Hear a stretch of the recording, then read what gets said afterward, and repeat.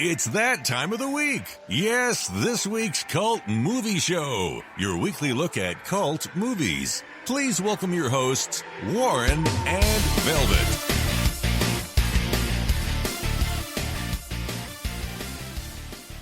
Yes, it is that time of the week again. Welcome to podcast 42 of the Cult Movie Show. And there's an aeroplane flying overhead. Would you believe it right now? I don't think anyone can hear it. That's all right. Yes, welcome to podcast 42. Timing, people. Timing. Podcast 42 of the Cult Movie Show with myself, Warren, and with me virtually in the virtual studio, as always, is the magnificent Velvet. How are you today, Velvet? I'm doing quite fantastic. We took a little bit of time off there, but now we're refreshed, and we've got some films to talk about today. And I have to admit, two of these people, probably the majority of people, probably have not seen, and the third one, a lot of people definitely know about. So it's going to be a fun one. Oh yes, we've got a bit of exploitation, and we've got a bit of. I don't know, music, art house. It's kind of, it's interesting, but we will get to that all shortly. But, as we said, it is, of course, podcast 42. So, of course, welcome to the meaning of life. Of life. Some of you, I would hope that the listeners to this show will get that. Of course, 42, of course, is the answer to the world's great question, the meaning of life. So I think this is going to be a good show. Absolutely, definitely. And I'm not sure if you'll find the meaning of life in this show, but you will find the meaning of entertainment. So sit back, relax, and have some laughs with us. Oh, absolutely, absolutely. And I think we should maybe just jump on in with our first movie. What do you think, Velvet? Absolutely. We've got a fun discussion coming up for you guys next week that you're going to love. But for now, we'll stick to straight movie reviews. Yes, I'm looking forward to next week. That's definitely. Yeah, that's going to be good. So, anyway, our first movie, our first cab off the rank is exploitation at its height. It would have to be said.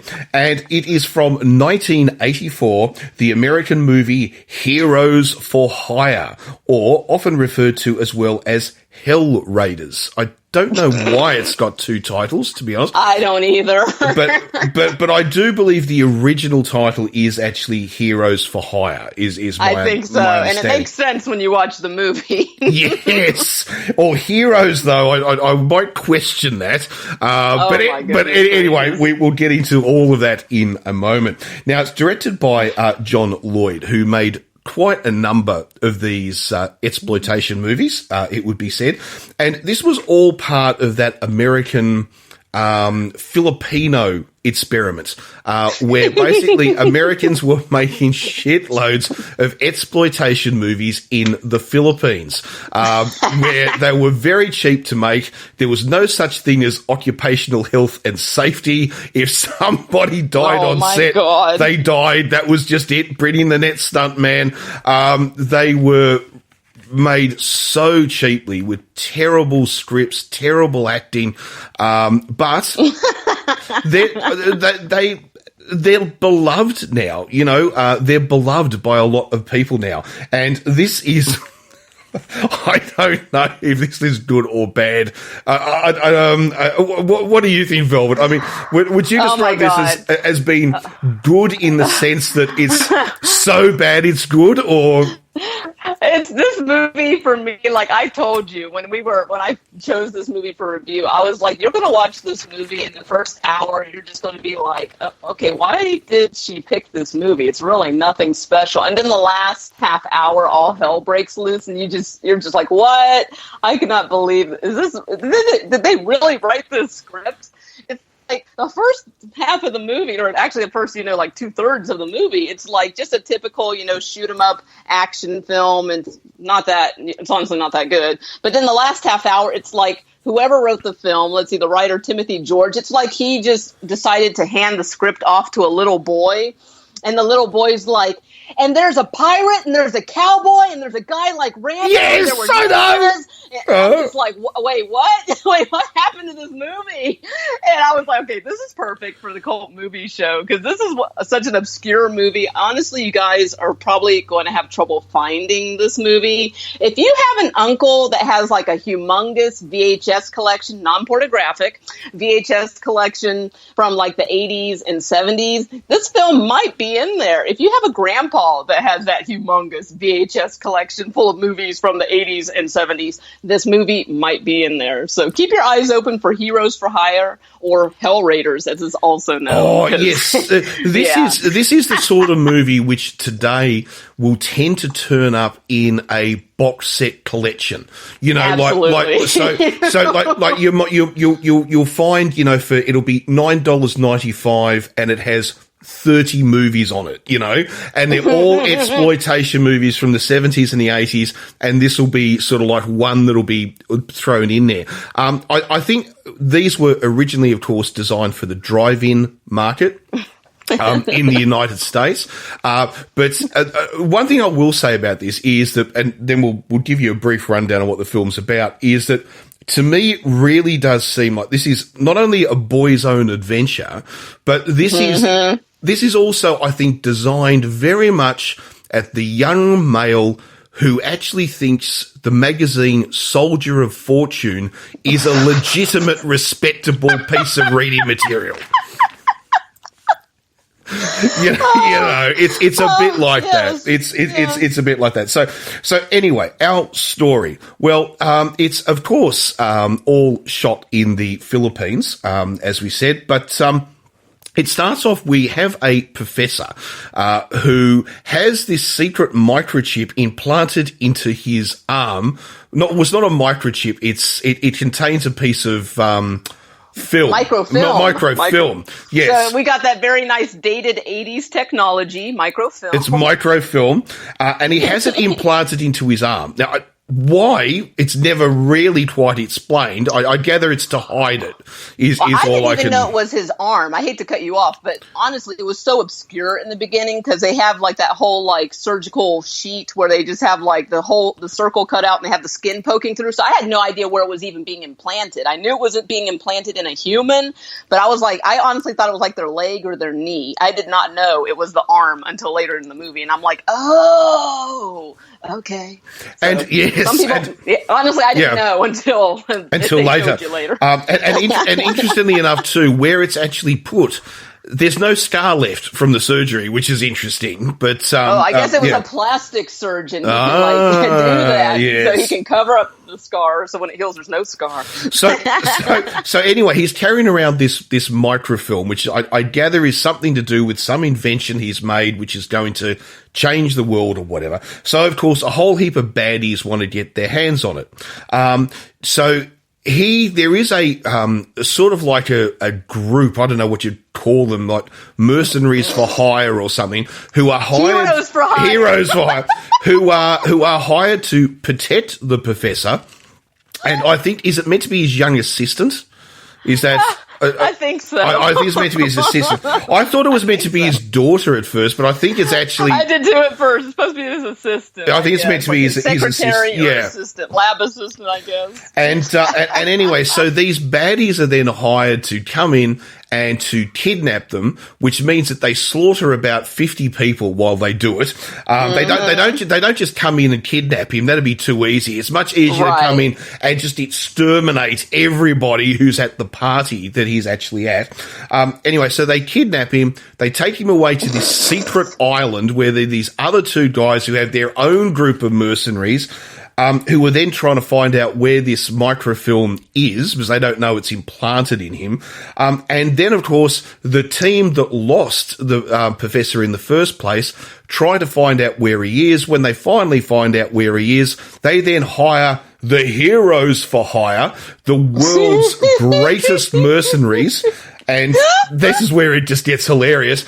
And they then decide to mount a rescue mission to try to recover the professor and now his wife, who has also been kidnapped. Oh my God. everybody in this movie pretty much betrays everybody. Oh my God. Every 5 seconds, everybody's double crossing everybody. Oh my God. Yeah. And it is just an excuse to really just ratchet up the body count. I lost track of how many people get killed in this. It is probably in the hundreds. I mean, it is so many. Yes. Yes. And our heroes for hire, all I can say is, holy fuck. I mean, it's just ridiculous. Oh. That's where I was lost it. I was dying. I just couldn't believe what I was watching. I'm like, what happened to this movie? It changed. It changes so much. It's just like that mood, that theme, that mood, just that mood shift. All of a sudden it got exciting, but then it was like too exciting. It was like over the top. It was just ridiculous. I was just like, oh God, now what's next? I was expecting a fucking dragon and a unicorn to show up. It was I know. ridiculous all of a sudden. I was like, wow.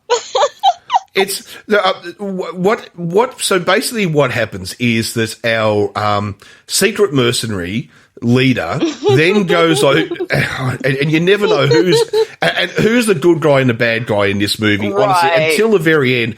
And will give this away to a degree. I don't think it matters. Oh, absolutely. Pretty much everybody's a bad guy. There's nobody who's good in this. Because everybody is betraying the other to try to get their hands on this microfilm.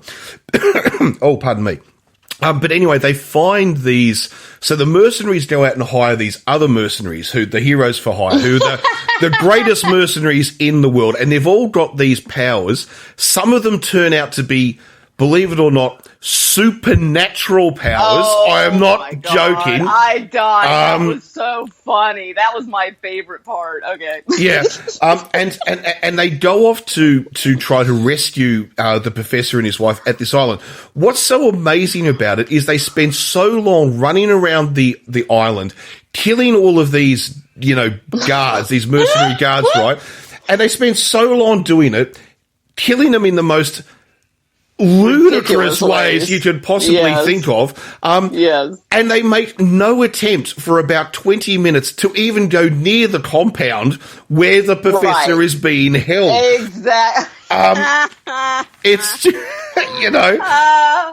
oh man. Yeah, this movie, like I said, the first hour, I was just like, oh God, this is boring. It's just, so it's one of those, if this came on TV, I wouldn't watch it. It's just somehow I managed to watch this, and I actually watched it to the end, and the end was just like, oh wow, this last half hour makes it worth a watch. It's like, unfortunately, it's like, I almost want to say you could almost just cut out the first hour of this movie and just watch the last half hour, because it would still make just as much fucking sense. And you never know. You never know, find out what the hell this microfilm is. You don't know if it's a biological weapon. You don't know if it's communication with aliens. I mean, literally, you don't know nothing. Nothing. They never tell you all this is the microfilm. The only thing they ever say is one guy is like, this microfilm can control the leaders of the world. And I'm like, what does that mean? I know. Does that mean they'll pay ransom? Does that mean it'll actually physically control them? Like, will this change how society works? What do you mean? We never find out what is on this microfilm. It adds like the hugest plot hole on the planet of any movie. We got to know why people want this. This isn't like Pulp Fiction with the fucking glowing suitcase, where at least you don't know what it is, but you're okay not knowing. This movie, you don't know, and it doesn't make sense because you don't know. And the whole ridiculous thing about it is that this. You would think if this microfilm was so important, it's going to change governments, control the world, control world leaders, wouldn't you think that maybe the big governments of the world at the time, like the Soviet Union and the United States and stuff, might have an interest in this? Not just a group of criminals and mercenaries trying to make money. I mean, it's like, Okay. You just brought up a really valid point. I hadn't even thought of this. Okay, hold on.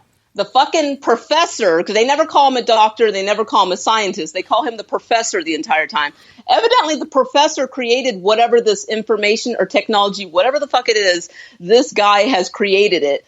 Who the fuck is he? Is he a scientist? I know. Is he a doctor? Where did he get this knowledge from? Why does he have this knowledge? Why is he protecting this knowledge? instead of passing it on? If it's so powerful, why is he hiding this? I mean, what is it? Is it dangerous? Is it good? Is it dangerous in the wrong hands? But it's good. I mean, what? Who the fuck is the professor? Who is this guy? I know. It's just ludicrous. And if he's so against anybody getting hold of this information, okay, how do people know this even exists? Yes, I know. Okay. I know. This movie makes no sense. And if it's so dangerous to the human race, here's an idea, Professor. Destroy it. I know, just destroy it. I mean, my God. I know. But I think what we have to talk about is the last half hour of this movie. Absolutely. Oh my fucking God. Because this is because the first hour is them basically trying to hunt down contacts, who knows who might have information. Yes, now there's still lots of deaths. There's still probably about 50 or 60 people get killed. It's like every 5 minutes people get killed. I know. And it's like, and the police just seem to have absolutely no qualms. The people have been blown away left, right, and centre on the street.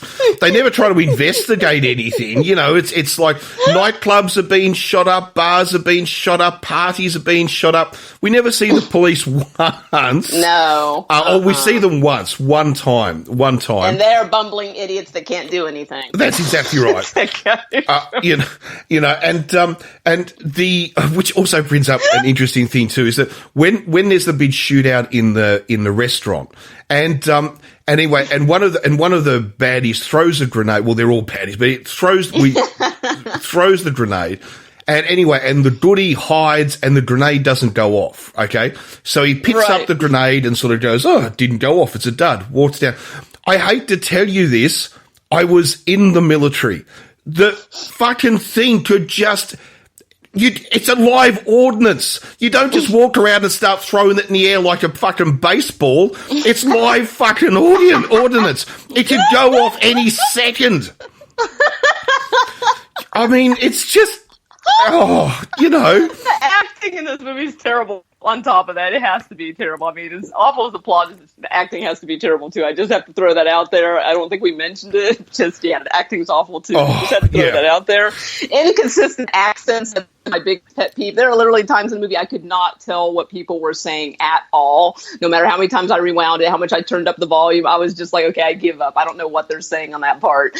And I'm like, and it's just inconsistent. You don't know who any of these people are. It makes no sense. You don't know if this person's a drug lord. You don't know if this person's a mercenary. You don't know who these people are until like the very end, where they're hero stereotypes, I guess you could say. Yes. So that helps. But like everybody else in the movie, you're just like, and like one of the characters that you see throughout the movie that at first I didn't know who the hell he was, and he's called McPherson, and he's supposed to be a bodyguard, but he's more like a mercenary, and that he was the one that was protecting somebody at a party. Oh, the professor, I guess, at a party? Yeah. Whoever the professor is, he was his bodyguard at a party, so that's how he ends up having to go to other agencies and be like, okay, we need your help. And then the agencies go to the Heroes for Hire agency. And I'm like, wait, what the fuck is this world that they have all these different mercenary agencies? Like that one had a storefront. Heroes for Hire? You just go in and say, hey, I need to hire some mercenaries. I know. And they're like, well, would you like a ninja or a cowboy? Or would you like a guy like Rambo? Like, here are their files. And I'm just like, this is ridiculous. I know. And so what does he... So he basically goes mercenary shopping, and he comes out. He comes out with what, a cowboy killer. He's got a ninja. He's got some war crazed Vietnam veteran. That's the one I say is like Rambo. Yeah,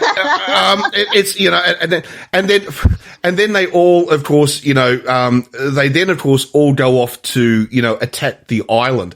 But here's the amazing thing. They all choose different modes of transport to get to the island. My God. And one of them goes on a windsurfer. Okay. And that it has like the brightest fucking rainbow on it. Yeah. And I'm like, oh, that's discreet. Like they're going to see you a mile away and blow your ass away with a bazooka. one of them goes in a dinghy with an outboard motor, so he so fucking noisy. Right. So I know. So he can. They're going to hear you before you arrive. So he can tow his motorcycle with him because he's got a motorcycle with him. Right. With a motorcycle on the back. Right.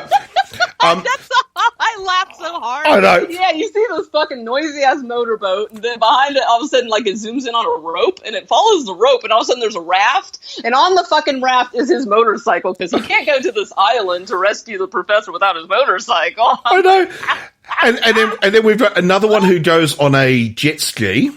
Again, super subtle. Goes on a jet ski. But my favourite is the last one, who he uses scuba equipment to swim there underwater.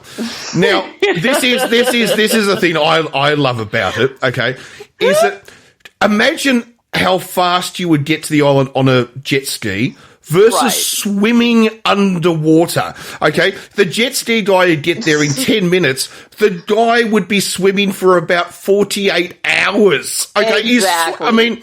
but they all arrive at the same time. But my favorite. And then we forgot about the ninja. Oh, the ninja. He burrowed under the ground. I guess he burrowed under the ocean floor too. I don't know how he fucking got there, but all of a sudden he burrows through the ground on the island, all of a sudden just pops up. He's like this giant mole. He burrows his way underground and then just leaps out of the ground. And spoiler, he's the only one of our heroes, our actual heroes for hire, that survives. The other ones actually get killed. Yeah, I know. Because Ninja has that nifty trick of he could just, throw a little poof of dust and disappear into the smoke cloud. And I'm like, oh, he got out of there. He teleports. And I'm like, why didn't he teleport to the fucking island instead of burrowing underground and popping out? I don't know. But he's amazing. I love the way he goes into this. He's confronted by 5 of these guard mercenaries, right? God. And they're all there with their guns. And he goes, ooh, and he starts going into this trance, right? And then, which takes about a minute, and then suddenly he becomes 5 different people. So 5 ninjas. So that he can attack all 5 of them at once. Okay, but here's the thing, right? While all this is going on, why didn't the guards just fucking shoot him? I know. I think they were just mesmerized by the magic of being a ninja in this movie. Oh my god. Oh, I can't. Okay, just when they're introducing these fucking heroes, I was just that's where I was like, wait, what is happening with this movie? Because this guy goes into this agency and he evidently knows the agency owner. They go way back. They're friends. And they're like, hey, it's good to see you. How can I help you? And he's like, oh, but I need some guys, And he's like, here, I got the perfect thing from you. Hands him the files. They do it in flashback formation. So each file he reads, they show a little flashback scene. And the one that cracks me up at the most is the fucking cowboy one. This guy's sitting at a barber shop getting his hair cut, and the barber's kind of saying stuff like, "Oh, I heard you cleaned up downtown, and you got promoted, and what are you going to do if they come back and set up shop again?" And he's like, "I'm just going to keep cleaning up." Then all of a sudden, a guy runs into the barber shop, and he's like, "Cactus." Yes, the guy's name is Cactus. I know. He's like, "Cactus, there's a bank robbery going on." So all of a sudden he's in the barber shop, he puts on his cowboy hat, and he picks up a rifle. Okay, I'm sorry people, it's honestly not that common, even in the southern United States where we have cowboys most commonly, to have a fucking rifle next to you while you're getting your hair cut at the local barber. Yeah, I know. You just don't do that. But he's walking down the street in his, whole, cowboy regalia, and he's carrying this rifle, and he walks into the bank, and this is it cracks me up, because the way he yells, I cannot understand what he's saying, and it's so weird, because all of a sudden he's just like, and then he's starts shooting the bank robbers. I'm like, what the fuck? But yeah, that's a Cactus. That's one of the heroes for hire. I actually wonder whether some of these actors weren't actually American at all. That might be. Because there's definitely some foreign accents in this movie, definitely. Well, I'll put it to you this way. When he goes to like the one who runs the mercenary company goes to the other mercenary company, Heroes for Hire, to hire new mercenaries. The guy who runs Heroes from Hire is clearly an Australian. You can hear his Australian accent, okay? But the other thing too is that the guy who runs the Hero for Hires, I started to wonder, is this guy Israeli?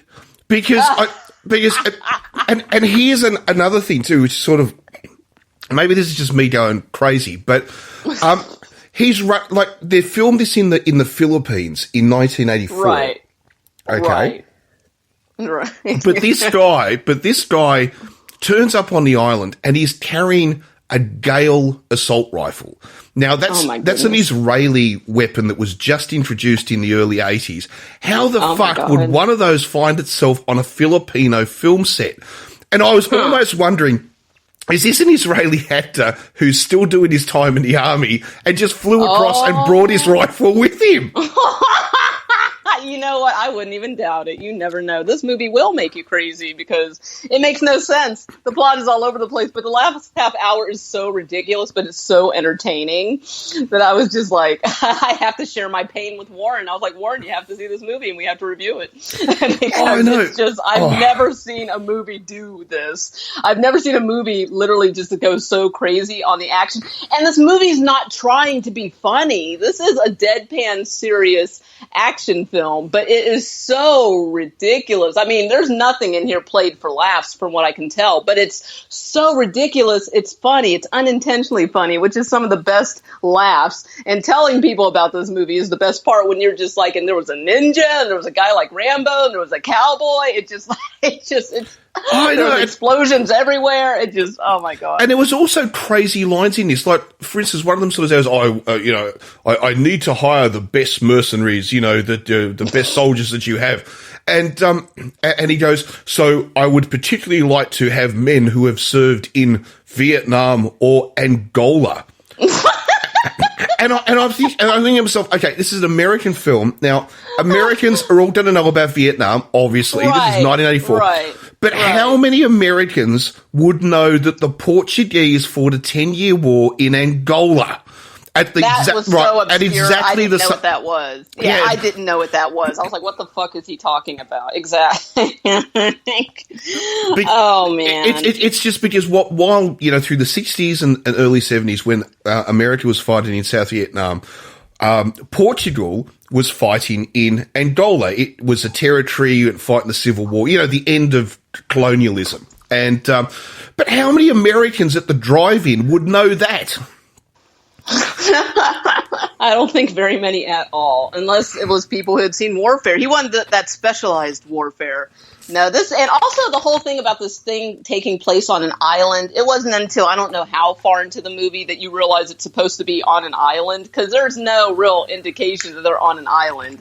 So, it's really obscure. You don't know what country this is supposed to be in. I mean, everybody's speaking English, but there's so many different accents, as we've already pointed out in this movie, that, people are obviously speaking English as a foreign language, and you're just like, okay, where is this movie taking place other than in the 80s? We know it's happening in 1980-something, but other than that, I know, we don't know where this is at all. And they even have a scene where they try to show a map that's written on a woman's ass, and it's like, oh, yes!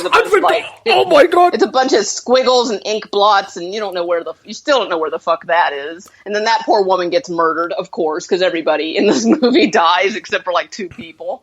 I couldn't work that out. It's like her boyfriend, who was one of the original kidnappers, and the kidnapper team all gets killed.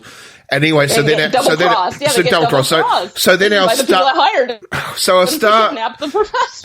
star hunts down the girlfriend, goes there, and he says, he wanted you to have the money, and now tell me, where's the map? Where's the map of where the island is? And and so she lifts up her skirt, and it's tattooed on her bum. I mean, what the fuck was that about? I mean... Yeah, that's terrible. I was like, yeah, this movie had very little TNA, and anytime it had any TNA in it, you didn't want to see it, to be honest. And I hate to say that because that sounds really cruel, but the most unattractive people you can find to be naked in this movie are, you don't want to see them naked, and they're the ones that, like, at the end, there's a very unappealing sex scene. I mean, it's very soft core. You really don't see much, but it lingers too long of them kissing and groping each other and starting to breathe heavily, and you're just like, ooh, please stop. And then luckily they get killed, and you're like, oh, thank God that's over. And then, like, seeing the girl, like, it would have been nice to see her ass, but that giant ink blot of a nonsensical island map ruined it. Yeah. And then the scene where there's a woman showering, but I was worried it was going to turn into a rape scene, so that ruined it for me, because I'm like, oh, God, I don't want to see this woman get raped, but because that's already in the back of my mind. Then you realize, no, it was just a peeper scene, but I was like, well, I already was thinking about rape, so that already killed any kind of sexiness in that scene. So, I mean, like, totally unnecessary, totally ineffective TNA in this movie, very, very, very little, so don't watch it for that at all. But then again, this is an exploitation movie. Yes, so, it's, but here's something I was actually thinking, because, we've done a couple of Ozploitation movies before on the show. And here's a question, for you, Velvet. I just wanted to see if you get it or not. And that is that, what's the difference between American exploitation of the 70s and 80s and Australian exploitation of the 70s and 80s? In other words, why does Australia get its own classification? It's a little bit like, so for instance, you've got, every country on the planet made exploitation movies through the 70s, okay? Right. But why is it that Australia has its own classification for it? I think with the exploitation in Australia, oftentimes, first off, you guys use more well-known actors than we do. Bingo. That's exactly right. Yeah. And the other thing I was going to say is sometimes you guys actually have an interesting theme or, message in the movie. For example, Lost Weekend, which is a little bit of a non-stereotypical kind of exploitation, but that one was very much against, be nice to the environment or it might take revenge on you. But, well, we also made ones about giant pigs who ran around killing people. Like I said, some of them, not all of them. Yeah, but no. You were spot on the first time. The huge difference is that the Australian exploitation genre ran for 10 years. Is that all the actors who were in it were very well known. They were very well established actors. Whereas in American exploitation cinema, you have no one, you've never seen them before, and you'll never see them again. Okay, exactly. with a few exceptions, we've got like Pam, Pam Grier, and so forth. But there's always going to be some exceptions. So please, people, I know that, but we're just talking in general. But this movie's definitely exploitation, a nonsensical plot, but action-packed doesn't even explain this movie. It's like literally every 5 seconds somebody dies, and a lot of times it's not just somebody. It's like several people or many people or a lot of people. It's just like, oh my God, explosions, gunfire every 5 seconds, people getting shot, nonsensical plot, even a little bit of TNA. It's just, but it's boring. The first hour, I honestly, it is. It is. That last half hour, it's like totally makes up for it. I'll be honest with you, Veld. I started nodding off through the first I believe hour. it. Yeah, no, it's boring. The first hour is boring. Totally. But then once we got into the last half hour, I woke up because it was like, this is so crazy, and also the different ways they find of killing people, exploding balloons, and oh my God, yes, and they had the fucking motorcycle that had the fucking gun built into it, like a rifle built into it, like the motor rifle. It's at the end of this film, to a degree, is kind of similar to, if everyone remembers, the Arnie film Commando. Basically where we've got in Arnie's case, it was just him. But in this case, we've got a few people who are running around the island, killing all of these mercenaries left, right, and centre. And it's just quite stunning, of course, just how incompetent all of the bad mercenaries are. you know, and just how magnificent all the supposed good ones are. You know, it's yeah. Oh my God. What can you say? This movie, the ending, like, first off, like, everybody double crosses everybody. So just when you think the movie's over, there's a double cross, and then there's another double cross. Yes, I know. And then I'm like, okay. And then finally the movie's ending, and I realize, oh my God. Okay, like hundreds of people died in this movie for essentially $1 million and whatever this microfilm is, and we never know what the microfilm is. So you don't even know if any of this killing is in a movie remotely justified. I'm not saying in real life it would be justifiable, but in the movie you could at least justify the killing if you know what is on the microfilm, but you never know. So in my mind, it feels like every single person in this movie died for $1 million at the end. And I mean, hundreds of people, like $1 million. I'm just like, wow, that's, you know, as much as I want $1 million, you know, to just show up, I'm not going to kill hundreds of people for it. You know? I know. But what you're saying about the ending, though, is so right. It's like just when I thought, oh, okay, that's the end of the movie. And then, oh no, hang on, it's still going. Oh, that's the end of the movie. And then, oh no, hang on, it's still going. Oh, that's the end of the movie. Right? And then finally when the credits started to roll, I thought, okay, that really is the end of the movie. Okay, now it is the end. I was like waiting for their fucking car to explode. I'm like, okay, because every 5 seconds somebody dies, so surely they're going to die too. No, okay, actually 2 people survived this whole ordeal. Well, I think, and by the way, not the people that were taken hostage. Not the professor and his assistant, they die. The professor's wife died. I think we got to the stage that there was nobody left to kill. Like, everybody now was dead. That's true. Who was going to kill them? Exactly. The last 2 people alive, who was going to kill them? Unless they kill each other, which I think they're actually not going to double-cross each other in that movie. I think they were actually on each other's side. Yes. I think. But it was just bizarre. It was, I was just like, wow, okay. Wow, okay, they got double-crossed, so they got double-crossed, so they got double-crossed, so they got... It's just but as we said, it is hard work for the first hour to be, you know, it really is. Unless, of course, as we said, you're one of those people that thinks Soldier of Fortune magazine is a good read. You might like it. But otherwise, seriously, it is just... You know, There was one scene that was kind of gruesome. Because, I mean, there's a lot of people. This is one of those movies that, even though there's a lot of people getting shot and killed, there wasn't that much blood. But there was an interesting scene where, this is the scene when I realized, oh, okay, the professor has the microchip. Because in the beginning, you don't know the professor has the microchip. You just know that he made it and he knows of it, but you don't know he has it. And it turns out it's in his arm. And yeah, I'm totally spoiling this movie because it's from fucking 1984. Who cares? And you guys probably won't be able to find it, to be honest. But this is like I said, VHS special, people. And oh no, Velvet. Velvet, sorry, can I just interrupt you for 1 second? Sorry, I just want to say this so I don't forget. It is available on Amazon if you don't have a copy like we do. It is available currently on Amazon, so you can actually get it. Sorry, I just wanted to... Okay, good. No, I'm glad you said that. Good. I felt bad about us reviewing a movie that people are going to have a hard time finding or not be able to find, but good. It's actually on Amazon. It is actually available, Heroes for Hire or Hell Raiders. I'm not sure which name it's under on there. But, okay, good. Thanks for saying that. But you find out the professor has the microchip. And where is he hiding it?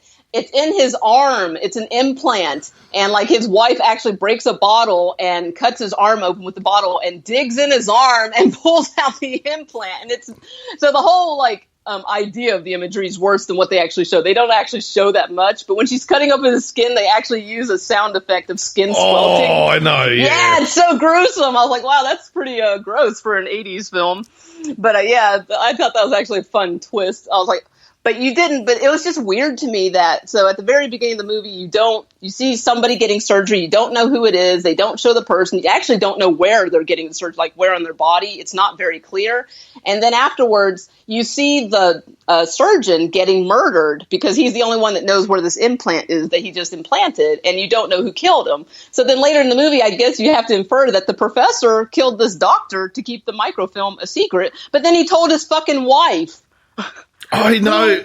Yeah. But who, by the way, people double-crossed him and set up his whole kidnapping. This whole movie happens because his wife sets him up to be kidnapped. But I love it too when Oh, Jesus, I know, and everybody's just double-crossing everybody, and then, but I love it too when the professor gets shot and his wife's there, and he's got this bullet hole in him, and his wife goes, "There is nothing I can do for you," and I'm thinking to myself, how about you take your hand and put some pressure on the fucking wound, woman? You know, like, you can at least try to save his life, you know? But at the same time, I was kind of like, well, shit, you know? It's like, if she knew he had it in his arm the entire time, why didn't she just hire a mercenary to kill him and cut his arm open instead of having hundreds of people get killed? Yeah, or how about this? Even if you didn't want to kill him, how about just one night you drug him, you do surgery on his arm, take it out, and you've got it. Why did we have to go through this whole hour and a half of, you know, hundreds of people being slaughtered simply to get this thing when you lived with the man who had it? Oh, my goodness. Yeah, this movie the plot is horrendous. Like, plot holes, like the biggest plot, like black holes, people. Like, you were going to get sucked in and you'll never find the bottom. It's like... Oh, I know. It's just unbelievable, but hey, I am glad I got to watch it, I have to admit. Oh, me too. I'm glad I was able to share my pain, because it's like the first hour is excruciating, then that last half hour totally makes up for it. It's so absurd. It's so over the top and ridiculous. So if we're going to rate Heroes for Hire or Hell Raiders, what are we going to give it? What are we going to give it? This is a beer and pizza movie. This is invite a bunch of friends over and you guys don't even pay attention the first hour. You're just sitting there eating and drinking and talking and laughing. And then when the last hour kicks off, that's when you guys really hone in and you're like, oh, there's the ninja. Oh, look at that. The ninja's fighting the pirates. Oh, look, there's the cowboy. Oh, look, there's even a Rambo dude. Oh, look at the guy with the scuba gear just arrived at the same time as everybody else that was using boats. You know, and look, oh wow, the ninja guy just burrowed under the ground. I mean, it's definitely one of those you can sit down and laugh and have commentary on. So, low budget, horrendous plot, awful acting, but it is worth a watch. So I'm going to go ahead and give this 2 Erics out of a possible 5 Eric Roberts. Yes, okay, that's look, I think I'm always a little bit torn with some of these movies. Right. In regards to like exploitation cinema, I'd almost give it a 4 out of 5. You know what I mean? Right, because it's so exploitation. Yeah. Yes. So I would almost say that. But in regards to it just being just a cultish movie, I suppose I don't know. I'll probably give it 1 because I feel you. So I'd give it 1 Eric out of 5 because it is. I mean, I think its major problem. It's so. Exploitation in the last half hour especially. It just goes so nuts. Mm-hmm. But the first hour is so dull, you know. Yes. That's his problem. You know, if it was at least a little bit more exciting for the first hour, then I'd go much higher, you know, but exactly. Yeah. So, yeah, I mean, the first hour, there's no character development. You don't know who any of these people are. You don't care who any of these people are. People get killed so fucking fast that you don't have time to bond to them. So it's just constantly people getting killed, guns being fired, and just, you know, boring dialogue, nonsensical plot. But then that last half hour, it's so exploitation. It's just, I was so entertained by the last half hour. I know. That made up for it. But yeah, it's so this is definitely one of those movies you have to rate it on 2 scales of just as a movie. You say 1 star, I can totally see why you say that. But then if you're like, but as an exploitation film, you say 4 out of 5. Again, I can see why you say that because this is that kind of movie that it just, you need to kind of rate it on 2 scales. Oh yes, and there will be some people out there who probably actually saw this at the drive-in when it came out. You know, or the other thing too, or the other place where you would have found this movie all the time as well. This is pre-DVDs. Okay, this is okay. So this is when we still had video rental stores, right? And you know, before the days of Netflix and all the rest of it, Amazon Prime and whatnot. When we still had video stores, but pre the DVD video stores, VHS video stores, when you would find all these exploitation movies sitting around in your video store, and you could always tell them as they were the ones that had the most dust on them. Oh, so true. You know, and always pushed way up the back of the store. Right up the back, absolutely. you know. Yeah, right up the back. Oh, dear. All right. Well, I think it's time we should move on. So we will be right back. It's time to get excited, short film fans. It's mini movie review time. It most definitely is. And Velvet, you have found another gem for us this week. Yeah, this I'm really excited about. This is actually available on YouTube, and this is a pretty sizable YouTube channel, and they have a lot of sci-fi short films. And this short film is called Populance. It runs about 15 minutes, and it's about a futuristic society where I guess you could say reproduction is controlled. You have to, get permission to have a baby, but when you have a baby, they're going to decide how that baby turns out. Like, it's genetically predetermined. So it's a big concept in a short film, and it's very high budget. The visuals in this are really impressive, and also the acting is spot on. What did you think of this? I really liked it. I mean, it's obviously set in the future, but the near future, I suppose you would say, where the Earth has had some sort of catastrophe. It seemed to me like it was maybe more environmental, rather than war or something like that, where we just the planet has been drained. We've just used all its resources and killed everything off and all the rest of it. And so they're trying to control the population via the use of that wonderful word eugenics, where people are basically created to meet an image or, to find the supposed perfect person. Which of course always brings up the question, who chooses what the perfect person is? But so it's very interesting. And the way that in this movie, because they're using eugenics, you've pretty much got like clones, if you like, where the city is basically being run by this group of clones. And there are some people, obviously, who are allowed to reproduce. Most aren't. But then the general workings, obviously, of this community is not created by sort of, if you want to say, natural childbirth, but by the use of eugenics in the, artificially, trying to play with things. So it's and then of course we have that sort of Logan's Run moment in this where the idea is with our two main stars, although of course one of them will actually play quite a lot of characters. And he does it really well. And of course they are sort of planning on making their own Logan's Run so they can actually have a child the natural way. But of course, things don't quite go to plan for them. It's really interesting. I liked it.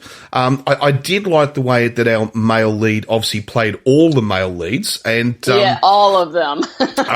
Because obviously it's meant to be this like eugenics clone where they're all sort of they're physically the same person, but obviously mentally they're totally different. Because they obviously have their own, their own brains, their own thoughts, their own all the rest of it. Personalities and so forth. So it's very well done. It's very well acted. It's very well shot. There's no doubt about that. It's beautifully shot. And I really liked it. Actually, I really liked it. And the nation of origin of this one, Velvet? And I'm honestly not 100% sure. You have to forgive me, guys. I'm a little behind on my research on this one. But they do have... they're pretty active on social media. That's actually how I found them, was on Twitter. So you can follow them on Twitter at Populous_film, Populous Film. The writer is Aaron Bevan Bailey, and also the main male actor is Jamie Piggott. Again, you can also find him on Twitter. So pretty active community. They have a lot of videos. I'm tempted to just binge watch a bunch of them one of these days because they all look really enticing. Well, I was just going to say one thing is that I'm going to go out on a limb here and say I don't know the country of origin of this short film, but those two actors, they're Australians. See, there you go. That accent stands out anywhere. You know what I mean? Absolutely. That accent stands out anywhere. And either that or they may have spent a lot of time in Australia. I don't know, but there's that Australian twang in their voices. So, but I might be totally wrong in that. You know, I really don't know. But an Australian can always hear another Australian, put it that way. That totally makes sense. That's always the problem with short films is we don't always have as much background information on them as we'd like. So that's why sometimes I'm a little like, oops, deer in the headlights, like, I'm not sure. Because we don't always have all that information readily available to us. Unfortunately, you know, they're not always on the Internet Movie Database. They're not always set up with a web page. You know, we don't always have like behind the scenes footage and information on even just the actors in these short films. But I love that they do have an actual YouTube page where everybody can easily view these films, because sometimes the short films we find aren't even on YouTube, and it can be a little hard to tell people where to go find it. So yeah, if you want to check this out and check out their other movies, the channel is actually called Dust. Yes, like that stuff you gotta, dust around the house. Yes. Or you're going to start sneezing your brains out. Yeah, Dust, D-U-S-T. So YouTube.com/Dust. And you can find all their sci-fi short films, all high quality, well acted, interesting stories, and tell them Cult Movie Show sent you. And you can also follow this particular film, Populance. That's Populace at Populous_film on Twitter. So, and tell them again, Cult Movie Show sent you. Oh yeah, and it's definitely a good one. Yeah, yes. no doubt about that. It's an interesting one. There's a real story behind this one. So very interesting story about where the human race may go. So yeah, very, very interesting story. Okay, I just went to actually the main actor's website. Yeah. He has a nice website, jamiepickett.com. Jamie Pickett is a British actor based in London. Oh, wow. Well, there you go. I called that one wrong, didn't I? Sorry to put you on blast. I honestly... I called that one 100% wrong. He may have put on an accent for the short. No, that's just really interesting, because I was listening to both of them and I sort of thought... I knew it wasn't filmed in Australia. You could tell that from the buildings. Okay, you could clearly tell that from the buildings. I thought this has probably been either shot in maybe the the northeast of the United States, or it's been shot in Europe or Britain. And I thought it's got to be somewhere like that. But I thought, God, they sound Australian. But no, there you go. They're actually British. So, holy fuck, I called that one wrong. Oh, well, never mind. It's okay. It happens. I'm not always the best with accents either. Oh, and this is interesting. Yeah, but you're meant to be able... I was just saying, Velvet, you're meant to be able to guess your own country of origin's accent. It happens. Oh, God, never mind. I just found out that Populous is being developed currently, and a television show is on the horizon. Oh, so that's wow. exciting. Now, that would be very interesting, I think. Yeah, this short film has made the rounds at a lot of film festivals internationally, and it's won tons of awards. So so big things are happening. So we might be seeing Jamie Pickett on the big screen or on the small screen in our homes, which is pretty cool. Fantastic. So good for him. No, That's cool. I'm impressed with that. That's excellent. Yeah, that's really awesome. Yeah. Alrighty. Okay. Well, we will take a quick break, and then we will be back with another very interesting film.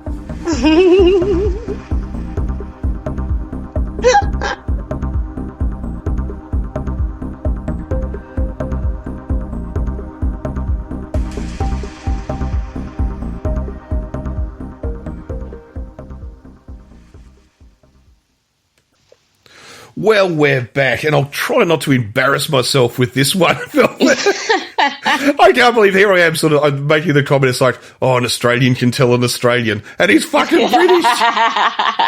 That is impressive acting. I gotta say. That is. I mean, he put on several different accents in that short film. So wow. Maybe that's what fooled me. Maybe that's what fooled me. But anyway, totally. Anyway, so now that I'm hiding behind the couch, sort of like, oh God, what am I going to get wrong next? But anyway, not much to get wrong on our next film anyway, because this is pretty straightforward, although an incredibly overly complicated story as always, because it's another Andy Sidaris film. Now, we did an Andy Sidaris film about a month or 2 months ago, I think. It was, what was it, Savage Beach, that we did. And this time we have from 1987, Hard Ticket to Hawaii. And if you remember when we did Savage Beach, Velvet, I actually said that I'd actually told you the wrong film to watch. Do you remember that? That it was actually meant... was this one? This was the one that I actually had originally, because this is probably the most ludicrous and outrageous of all of the Andy Sidaris films that are out there. Now it's once again filmed in Hawaii, as all of these Andy Sidaris films were. Stars, once again, Donna Spear, who was in Savage Beach, and, of course, Ron Moss, who was in Savage Beach, and reprising their roles, basically, although I think this was actually made before Savage Beach, I think.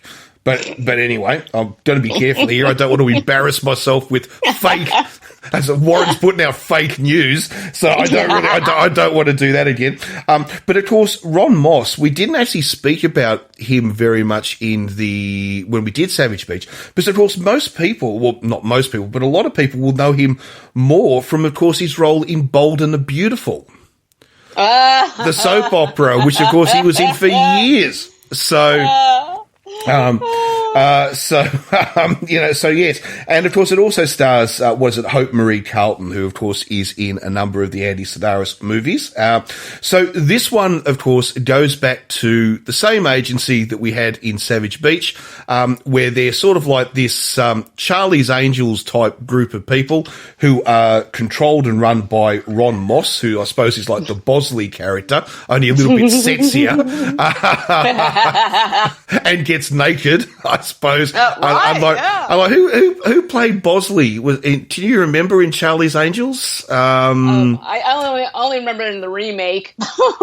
Well, it's played by two guys in the remake, which was exactly. We got Bill Murray and then Bernie Mac, which I actually thought was kind of funny the way they did that. That was hilarious. I liked it, actually. And simply because two actors didn't get along, they had to change they had to lose one actor, and they couldn't lose one of the angels, so they lost Bosley. Right. Yes, which was a shame, because of course he's such a great guy. He's such a great actor. Well, I won't say such a great guy. He's such a great actor. He's so funny. Right. You know, yes. But was it Lucy Liu? Is it Lucy Liu? Yes. Yeah. Mm-hmm. Apparently, she and Bill Murray did not get along. Oh, I actually heard the reason that Bill Murray was recast in Charlie's Angels was because they couldn't get a hold of him. Bill Murray is so fucking famous now that, like, for a long time, he didn't even have an agent. He had a 1-800 number that you had to call. Oh, okay. Yeah, he had a 1-800 number that you had to call if you wanted to hire him. And so when they were trying to call him on his 1-800 number to say, hey, we're making a sequel and we want you in it, he wasn't returning their call. They couldn't get a hold of him. They didn't have any contact is that what it was? Is that what it was? And they're like, okay, well, we're shooting now. We have to cast somebody. So in steps Bernie Mac, and he talks about being Black Irish and shoving a fucking Black Irish up your ass. And I thought that was so funny. Because I'd actually heard the story that apparently Lucy Liu and he just couldn't stand each other, and that might be true, but I just can't imagine that they would even fire Bill Murray. You know what I mean? Yeah. I just can't imagine. So I mean, who knows what's true? You never know with Hollywood. I know. That's exactly right. There's often 3, 4, 5 different stories that go around, and none of them are actually true. You know, none of them are true, or all of them are true. Yes, I know. So anyway, Hard Ticket to Hawaii. So of course we've got Ron Moss, who plays the boss of this like Charlie's Angels group, which of course is led by Donna Spear, and they're doing their normal thing, their drug enforcement thing, while they're walking around in hot pants and bikinis. And no bras. And no bras. That's exactly right. No bras in this movie. There never is. I think in every Andy Sedaris film, the bra was never invented. He just lives in a world where the bra was never actually invented. So anyway, but they stumble across this... they seem to stumble across a lot of crime, actually, in all these movies. But they stumble across these diamond smugglers, and so they have to basically take on the diamond smugglers. But simultaneously, we have this other story. Now, we've always said that in Andy Sedaris movies, you've got a couple of plots running side by side most of the time. Right. But this one is kind of crazy because the secondary plot is about a giant snake which escapes and is also hunting everybody down at the same time. Now, this is I have to admit, is it the most fake snake you have ever seen in your life? God. That is an arm snake. That is somebody's hand and fist in a sock snake. I know. That was so funny. It is so bad. But I liked it. It was funny. But this snake is meant to be, what is it? Been fed. It's contaminated. It's got deadly toxins from cancer-infested rats. So basically, if this snake bites you, you literally melt. It's like you just fall apart, basically from its bite. So anyway, they have to deal with this snake while they're simultaneously trying to hunt down the diamond smugglers. Now, through all of this, it must be said that Ron Moss and his offsider, this karate expert, I've forgotten the actor's name now, are probably the most sexist, misogynist employers that you could possibly have, but these women seem to thrive on the fact that their bosses are sexist, misogynist right. pigs. Oh, totally. It's all in good fun. It's all in good fun. We'll just, slap each other on the bottom and we'll just, it doesn't matter. As somebody walks past, we'll just sort of say, great ass. And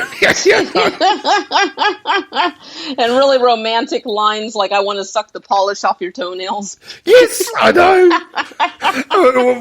What's the other great one? What is it? Another man's treasure is another man's lunch. I know. What?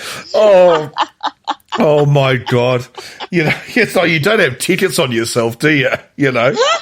I mean, it's just like award-winning dialogue. oh my God. So. Oh, my favorite is your nose bigger than your dick. Because the guy said, I want you to sit on my face. And she goes, is your nose bigger than your dick? I was like, wow, that's harsh. But he's talking about dick crimes, because of course all the Andy Sedaris movies are full of so much sexual innuendo. But I think my favourite... Well, that wasn't an innuendo, that was a straight-up insult. But I think my favourite is when our two main heroines are talking to each other, and they're actually talking about their boss, and they're sort of saying... And I think, I can't remember exactly how it goes, but it's going along the lines of like, how big is he? Sort of, how big is he? And she goes, oh, he's amazing. He's 4 inches. And the other one goes, well, that's not very good. And then she said, oh, I was measuring from the ground up. Oh, yeah. It's like, seriously, this is the writing Andy Sedaris that you actually put in? I was measuring from the ground up. Oh, man. Yeah, first, 2 minutes in, this is an Andy Sedaris movie, because in the first 2 minutes of the movie, we got boobs. Like, they wasted no time. Yes. Like, okay, we did the title sequence, here's some boobs. Whee! Like... and once again, lots and lots of shooting, lots and lots of, deaths, left, right, and centre. And of course, these agents, these drug enforcement agents, of course, are themselves incredibly morally corrupt, as they always are, because of course, what do they do in this movie? Just like in the end of Savage Beach. In Savage Beach, if you remember, they kept the gold for themselves. Right. Now, what do they do at the end of this movie, Velvet? They keep the diamonds. They're meant to be government agents. Oh my I love God. how they always loophole it. There's always one person who's not officially an agent. They're considered a civilian. So that person's like, well, I got it, so I'm keeping it. And you guys are my friends, so I'm going to share it with you because you're my friends. But technically, since they're agents and they know the whereabouts of the diamonds, they're supposed to turn them in. But hey, fuck it. Yes. What are friends for? You can't get some gold and diamonds from your friends. Who can you get gold and diamonds from?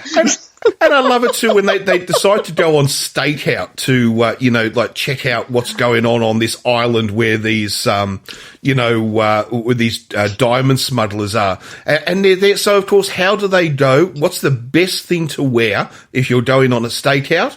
Of course, a bikini. What else? Oh, absolutely. What else would you wear? Absolutely. Oh. Yeah, this movie's so 80s, though. It's so funny because, like, first off, we have skateboarding and skateboarding tricks. Yes. And we also have frisbees because, frisbees were all the rage. You're on the beach, you're going to, fling the frisbee with your friend. And, of course, they use that to their advantage in this film. But here's the amazing thing, Velvet, right? Okay, so basically, Ron Moss that decides that he's going to try to take out the guard who guards the entrance, to the hideout, right? So the way they're going to do it is there's a girl there who plays frisbee with him every day. So he's going to come along, bring his own frisbee, which is full of razor blades, throw it at him, which will decapitate him, right? That makes sense. Now, the whole point, if he was able to walk up to the guy to start playing frisbee with him, why didn't he just shoot him with a gun and a silencer? Oh my God. Because the razor blade frisbee, which was much more entertaining. True. True.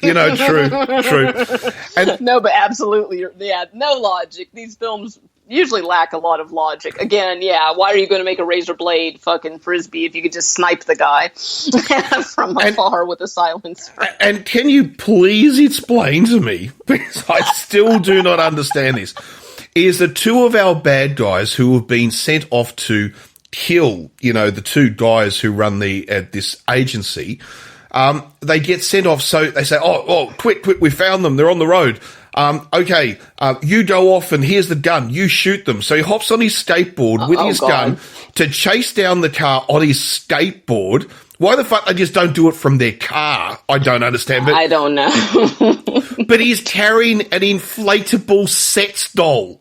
Yes, a blow-up doll. I was trying to figure that out too. I don't know why that was either. So yeah, again, that I have no clue. That one I cannot figure out at all. So, but it cracked me up because okay, this guy's supposed to be chasing them down to kill him, but he's doing fucking skateboard tricks. So now he's on his hands. And, instead of, being on your feet and riding the skateboard, he's on his hands upside down doing a headstand on a skateboard. But, they blow up the blow-up doll with a bazooka. I mean, they kill the blow-up doll with a bazooka. I know! And then they blow him up with a bazooka. I'm like, God, that was overkill. And then what's the line he uses? Oh, I use a bazooka because it's the only weapon I can hit a target with. Oh, my God. I mean, it's you better learn to shoot, dude. You can't always go around using a bazooka. It's like this guy is meant to be running this ultra-secret government agency, he can't shoot for but shit. He can't shoot for shit. Yeah, that bazooka has a very important role later in the movie too, which was a classic. That was great. Oh my God, no, I have to admit, there was a scene in this movie that had me fooled for a minute. There is a woman in this movie, and not right away did I realize, oh, that's not a woman. That was a man in some very convincing drag. Very convincing drag. Very well done for this movie. And it was a fun twist when, right before it happened, I realized that's not a man, is it? And it does the whole, pulling off the wig, taking off the prosthetics, and it's a man, baby. It's just like. But the other thing too is that when we finally get to learn that he really is a man in drag who's undercover, at their because they through all of these they have a restaurant which they use as meant to be their point of communication. Has nobody heard of a secure telephone?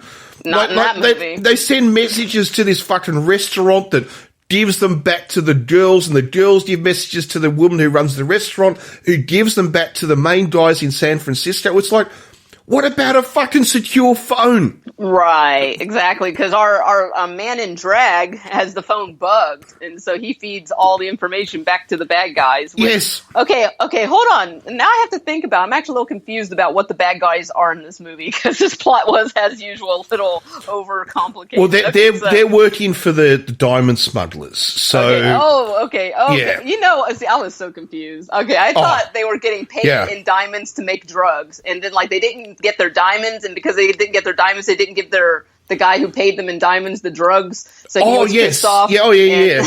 Oh, no, you're still right, because half of the diamond smugglers are actually growing marijuana, which they're selling, but the payments are being made in these diamonds. So no, you're 100% right, but they're growing dope. Who the fuck buys dope with diamonds? I was like, that must be a lot of fucking dope. Like the whole island full. But he says, they were getting paid with a lot of diamonds. But in it wasn't like, tiny bitsy ones like big diamonds. But in it, he sort of said, "Oh, the last shipment was a kilo short. A kilo of marijuana." Like, I mean, fuck me. They're not talking about heroin. They're talking about marijuana. That's going to be a lot. A kilo. I mean, it was so strange. But here's the other thing too, is if you noticed, they weren't using American measurements in this, which really blew my mind. I thought, this is an American film for an American audience. Why are they using metric?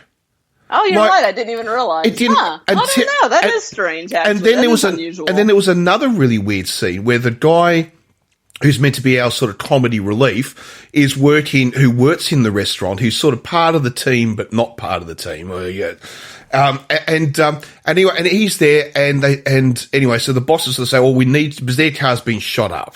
So, and of course, and everybody drives Jeeps in this for some reason. Anyway, yes, of course. Which I think 80s, which are probably all out of a car rental agency and so forth. But anyway, and then they say, "We need to borrow your car," and he goes, "Oh, yeah, all right, okay, here it is." He goes, "Well, don't forget to fill it up with petrol."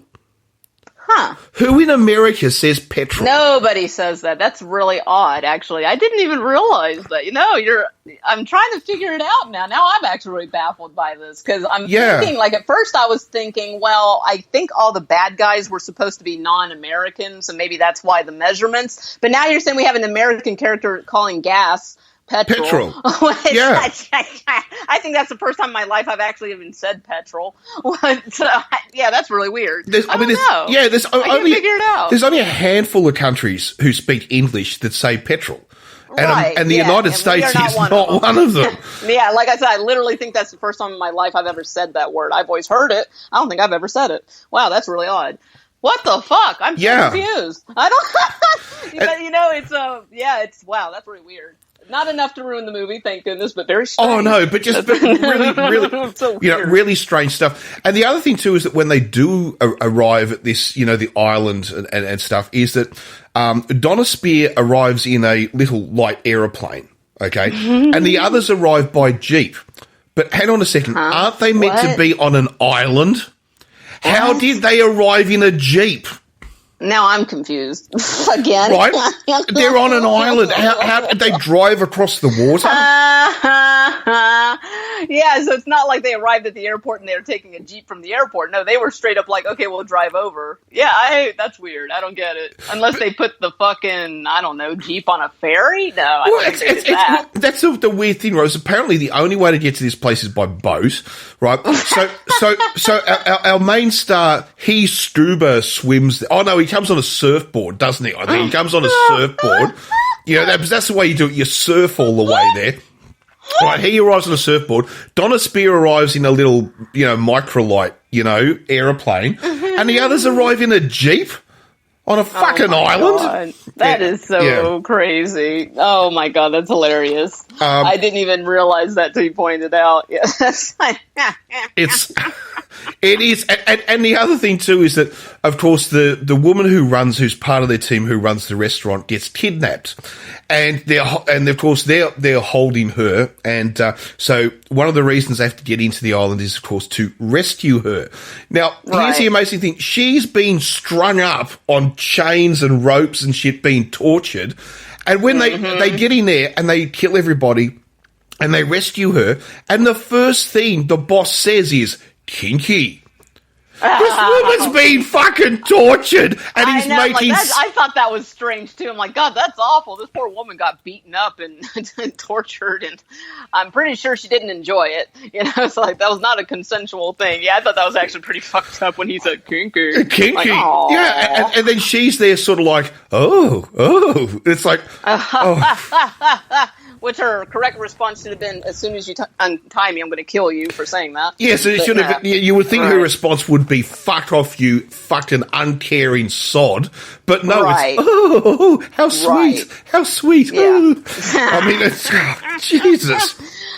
I felt bad for the honeymooners in this movie. They were a married couple on their honeymoon, and they go to Hawaii, which is a really common thing in America. That's like your big dream vacation is if you get married, usually your honeymoon is going to be in Hawaii. Even my mother on her third marriage finally did the Hawaii thing, and she still talks about it, even though that marriage didn't last. She's happy about that honeymoon. So it was so sad in this movie that the honeymooners get killed by the cancer-infested snake. I was like, oh, that's so sad. Oh, I know.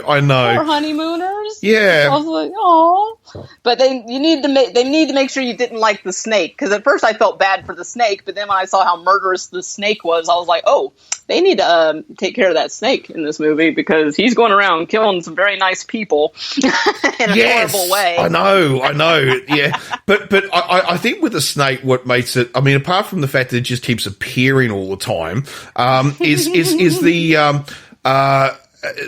when it gets into the, all I can imagine is what's meant to be the septic system of this, of this house. Now, I hate to say this, but a snake is a reptile. Okay, it can't live in a feces-filled septic tank. It does happen, though. It does happen, though. It depends. I think it probably depends on the country, because I actually just read a news story last year in which a man in Indonesia, and this was verified, they actually had like pictures and video and everything. This poor guy goes to his toilet in Indonesia, and a snake came up and bit him on the dick, and it wouldn't let go. And so he's like screaming, and he calls his wife, and she sees he's got this snake on his dick, and he can't get it off. And the snake was stuck in the toilet because like its head was able to fit through all like the tubing, but then its body gets stuck, and then it was like stuck on this guy's dick. And really? Yeah, this is true. I'll find it for you later and send you the story. I thought most of these things were wives' tales. You know, these were not real. Because I remember my parents used to live in Singapore. They lived there for several years, and because my father used to work in Singapore for a number of years, and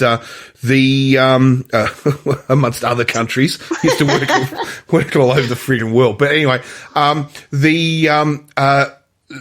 remember they used to tell me all the time that there was always stories about people being attacked by snakes in public toilets in Singapore, but they didn't come out of the toilets. What they used to do is they used to go into the stalls, and then people would not see them, like at night and stuff like that, you know, and but I've never actually heard of one. No, this one came up through the toilet. Yeah, it came up through the system, and it came up through the toilet. So, like, the wife calls, like, basically, you know, whatever their emergency services are, and so, like, and tells them what's going on. So they bring out, like, you know, some, like, medical people, and they bring out some, like, animal control type people, and they finally get the snake off the guy, and they took him to the hospital, and he's okay, but obviously he had some, like, holes in his dick from the snake's fangs.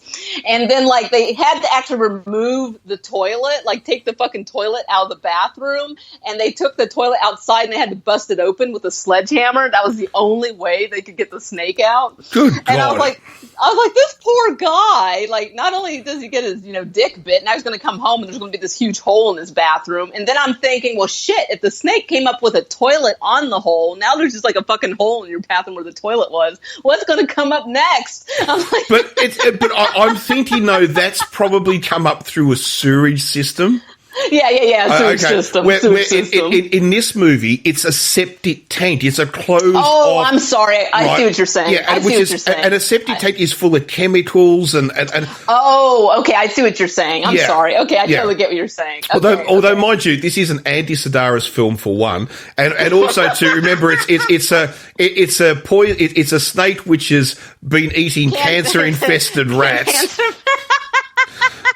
Right, but we have the thing too. I thought the snake was going to die on its own because they said it was going to die on its own because of all the cancer it was carrying. But they actually ended up having to kill the snake. Yes, it has a last hurrah, and how does it come up? It of course comes up through the toilet. Yeah, that part was awesome. That was great. That poor woman. Yeah, so we got poor Donna's dealing with this, I guess, kind of like drug lord, this which I really like this actor, Rodrigo Obregon, which Seth Romero in this movie. So I guess he shows up in a lot of Andy Sedaris movies after this one. No, okay. I think no. I think this is the only one he's in, I think. Really? Okay. Because he's killed. Man. Well, I know, but I mean not the actual character, but I mean the actor. I'm sorry, the actor. Oh, okay. No. I think this was a one-off. It was a bit like, remember when we did Savage Beach? It had who was the actress who was in that? Remember, she was the Playboy model. Terry Weigel. Terry Weigel. Yeah. I think it's a little bit like Terry Weigel. This is a one-off role. We've got like the people like Donna Spear would be in almost all of them. Not all of them, but almost all of them. But I think he was just a one-off. To be truthful. I feel you, because I really liked him in this. He was a good bad guy, and like he gets shot in the face and like survives, and they're just like stitching him up later, and then like he has a knockdown drag out with Donna, and you think she kills him, she stabs him, but then he like comes back to life. And then finally, like, she's trying to kill him, and he ends up getting bit by this fucking snake. I know. But he finally dies. He finally dies, but then the snake is on the loose, but it's okay. Do not worry, because, of course, Ron Moss will come in with his bazooka to deal with the snake. Oh, my God, before that, Donna shoots out the snake's fangs. Yeah, I know. And then, like you said, our favorite guy with the bazookas its fucking head off. It is absolutely hilarious. But the other funny thing about this too is, did you notice how the cross promotion in this movie? Because in it, they've got a poster for another Andy Sedaris movie. Oh, yeah, I did see that. And Andy Sedaris is actually in this movie. Yeah, and they actually, but the interesting thing is they talk about that movie. Like, they write that movie into the scripts, and they say that was a real event, but now he went off to make a movie about that event. Yeah. Which I thought that was just lovely, the way they actually put that in. Yeah. That was cute. I did like that. Yeah, this movie has a lot of actually funny moments, and they're trying to be funny, and they work. It's nice. We have a cameo from the actual director, Andy Sedaris, where he plays basically a TV producer, and he's trying to do this live interview with some athletes, and they cuss on air. That's right. I thought that was really funny. It was two African-American athletes, and one of them actually drops the N-bomb. I was like, oh my God. He actually, and especially in the 80s, if you said that on television, that would have just been like outrageous. So I thought that was a hilarious thing in the movie. And the other one says, motherfuckers. And I was like, oh my God. If you heard any of those on regular TV in the United States, especially live TV, I was like, wow, in the 80s, that's outrageous humor, actually. But weren't those two actually football players in real life? Yes. Yeah. Yes, actually. But you couldn't say that shit on TV. I don't care how good of a baseball or basketball player you are.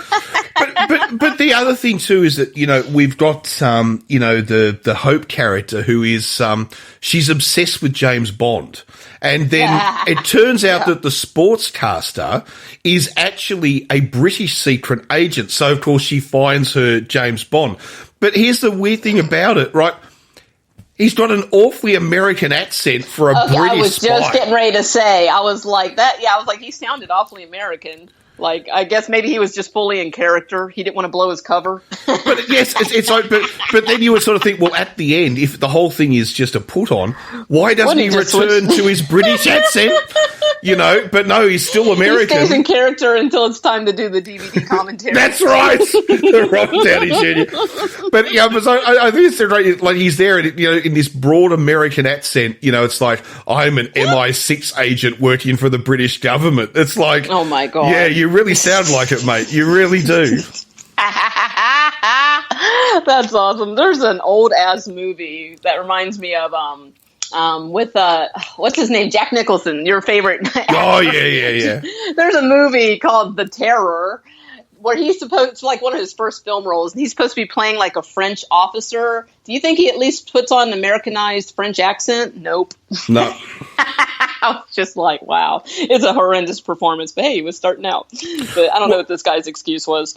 Well, it's a little bit like, if anyone has seen one of what's often been described as one of the best war movies ever made, which was by Stanley Kubrick, called Paths to Glory, which is set in the First World War in the French army. And it's about an attack that all goes wrong, and then these 3 soldiers are chosen by lots to be executed to punish the regiment for a poor performance on the battlefield. And their commanding officer, who's played by Kirk Douglas, goes to bat for them and becomes their legal counsel. And it's a really amazing film. It's an amazing film about patriotism, about fake patriotism, about love of war, also about people using others to climb the greasy pole and all this sort of stuff. It's quite an amazing movie, very good. But in fact, so good that in fact France banned the movie for 20 years. Oh, ouch. Yeah, so that they obviously took it very seriously when he made it. But the interesting thing about that is all the actors in it at least try to put on a bit of a French accent. You know what I mean? They sound trying to just sound like they are French, except for one. Right. Kirk Douglas, the main star, who's got an American accent through the whole thing, right? Why? I'm surprised Stanley Kubrick let that fly. What the fuck? Yeah, I sometimes wonder, it's a bit like you get certain actors in certain movies and they're so big they just sort of say, oh, fuck it. It's like, I won't cut my hair. I won't do any of this. I'm too big to do that. I hear you. It's like, how many movies or stuff like, do you see something? It doesn't happen so much today. I think actors now take their craft a lot more seriously, but especially through the 80s, you would see actors who were meant to be in a movie set in 1950 and they had a 1980s haircut. I think you're spot on with that. I think it is certain actors are just so big, because I've heard, not personally, but I've heard of stories where certain actors just say they refuse to put on an English accent for this film, so that's why that person's not speaking an English accent and everybody else is in that movie, stuff like that. So I have heard that before, so I think that's actually exactly what it is. Well, it's like Brad Pitt in Legends of the Fall, okay, which everybody loves that film, they love it to death, it's so great. But if you remember in it, the 3 brothers go off and they join the Canadian Army because they're Americans, but they want to go and serve in the First World War, so they cross the border and they join the Canadian, because obviously America didn't join the war till, about 4 years in or something like that. So, right. So Canada was there from day one. So they cross the border, they join the Canadian Army, and we follow them, of course, when they're in France or Belgium or whatever, fighting the Germans. And, but Brad Pitt has got these long flowing locks of hair. Right now, I know that he's meant to be this rebel and all of this, but you trying to tell me in 1915 the Canadian Army would have let him get away with that? Right, exactly. Right, and it's just so historically bullshit, inaccurate. Right. It's, Yeah, movies, that's always interesting about movies as an art form, is how forgiving we can be of these historical inaccuracies. We're like, well, if it's a good story and the acting's good, we'll let it slide that he has long hair for the entire movie, but no, totally. What the fuck? I don't mind it when it's sort of like a B grade film, I give him but when it's meant to be an A-line cinema release and people can't at least attempt to act like the nationality that they're meant to be, or they won't cut their hair, or they won't do these sorts of things. You know, it's like, seriously, then get another fucking actor. You know, I agree. No, I agree, because there's always somebody else that'll be happy to do that role, and that will do everything that you tell them to do. Everything. Yeah. Cut your hair, lose weight, put on an Australian accent, do it. Okay. Because whereas it must be nice to get to the point where you're like, I want 20 million. They're only offering me 19 million. I know. That's a problem I would love to have. That's a problem I would love. Yes, it's like, I won't work for 19. I want 20 million, you know. Oh, you know. And I'm not putting on the accent.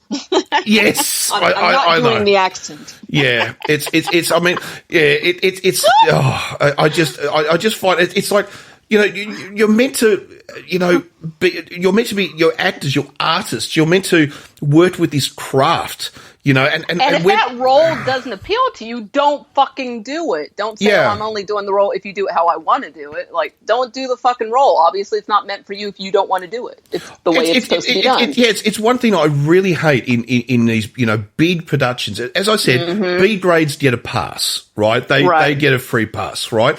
But, you know, big Hollywood productions, or big, you know, out of Britain, big Pinewood Studios production, you know, all this sort of stuff. When there are so many historical inaccuracies in movies, I kind of can't let it pass. It's like, you know, there is just... Because it's lazy writing. Yeah. I mean, and it's also treating the audience like a moron. It's like, well, nobody's going to notice. What? What do you mean nobody's going to notice? There are educated people in the world that know their history.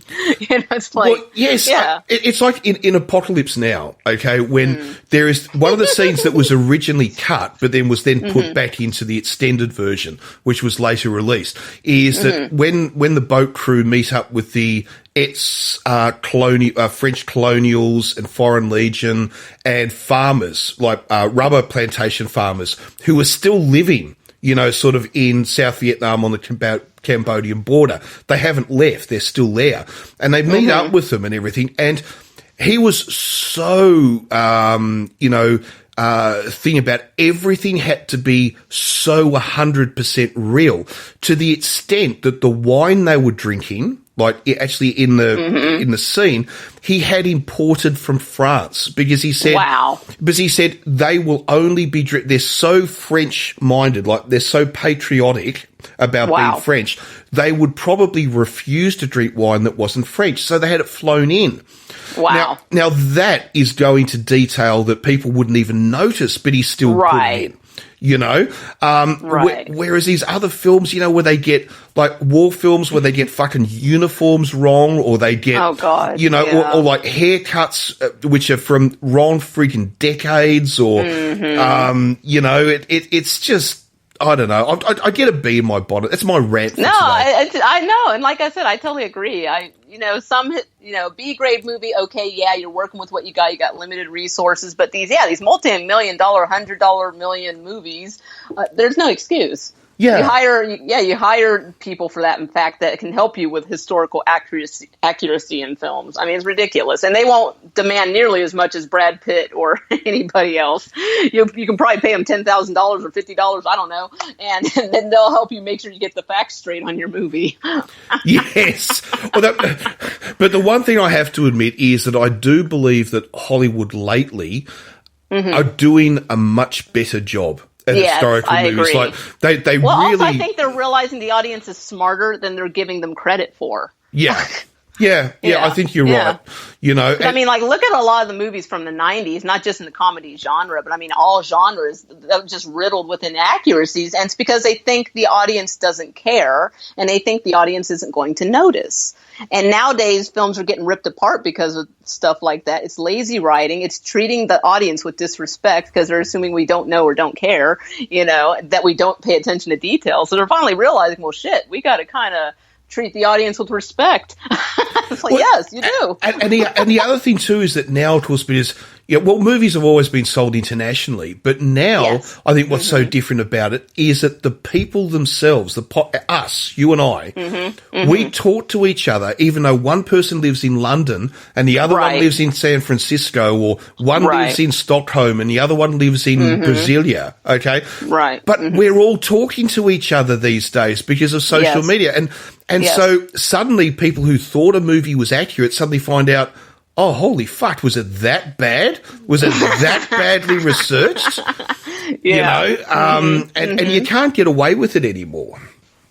Exactly. No, I'm really looking forward. I think film has even mainstream film has a very bright future. Film scripts are becoming more original and more interesting, more thought-provoking. We still have, the usual Hollywood grind and the usual, cookie cutter, predictable plot, flimsy films. But I mean, there's a lot of really thought-provoking, easily iconic films coming out now. So I think it's an exciting time in film.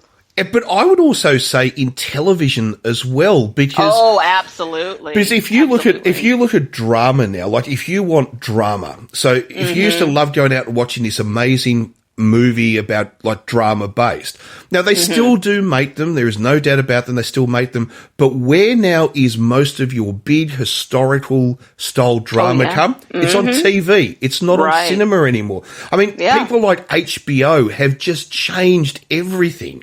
Yeah, changed everything, and it's an amazing time to be alive. It really is. I mean, entertainment is just hit a whole new level. It's amazing. It's really fun, and we are spoiled with choice. It's just like we can't watch them all. We want to, and we can't. There's just so much to choose from, and so I know. Of the day. well, you see, I know when I was born, there was obviously I was born in Australia. A bit surprised, but there were when I was born there were 4 TV channels, available, and that was it. Or you went to the cinema, So there wasn't a lot of choice. Now it's everywhere. There is just we're bombarded with so much. There's more now available than we have time to watch. Exactly. Yeah, it's a frustrating thing sometimes. It's a nice problem to have. It's definitely a Western world problem. Yes, it's saying, a first world problem. The movies. I don't have enough time to watch all the movies and TV shows I want to watch. But we used to say that about books. Oh, I don't have all the time to read all the books I want to read. But now it's the same problem with television and films. So it's a nice problem to have. but you're 100% spot on. We're at the stage now where audio visual, as in, like movies, television and so forth, are now at the stage where they're competitive with books. Like books always, there's so many books you can never keep up with. There's always new ones every week. You'd never be able to read everything you wanted to read. But now, where with movies and TV, you can watch everything and be sitting back going, oh, fuck, I'm out of stuff. Now, like you said, it's like books. You can't keep up. Yeah, I remember back, but it's internet. I have to admit, I can't live without it now. And it's interesting because you and I are both from that generation that we lived without the internet. And now we can't. I mean, I literally cannot live without the internet now, not just for an entertainment value, but for communication as well as education. I just cannot. But I remember before we had the internet, like you said, you would, I've already read this book, guess I'll read it again. I've already watched this VHS, guess I'll watch it again. And even the movies, I remember going to the movie theater and seeing the same movie 2 or 3 times if I liked the movie. Because first off, I wanted to see it again, and I couldn't, go watch it on TV because it wasn't out on DVD or VHS yet.